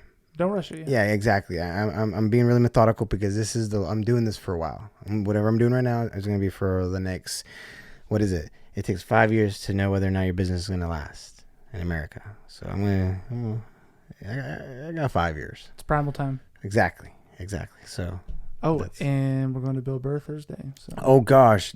Once again, Thank you so much. Mom and Dad, thanks. Thank you, parents, because I now get the luxury to go see Bill Burr with the homie. That's dude. That's such an incredible gift. Thank you. Yeah, that's so cool. Yeah, that's why I was like, okay, likes Bill Burr. because you never know. And I knew you liked some comedy, but then I was thinking, next Thursday you working? You're like, you're good after work. So I was like, shit, let's go. Yeah. Mom and Dad can't make it. Gave me the tickets. Like, hey, don't worry about paying them. Just go. So I was like, let's do it. I'm excited, man. I'm ready to go. Yeah. Well, dude, it's been a pleasure. And till next time. All right, man. Till next time. Take care.